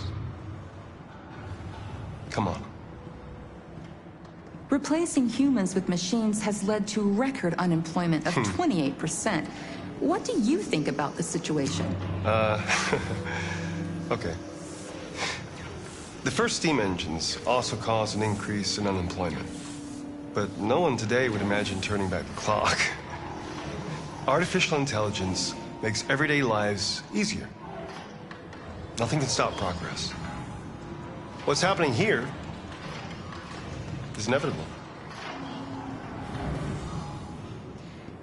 These days, more and more people choose to live with an android rather than another human being. Does this development worry you?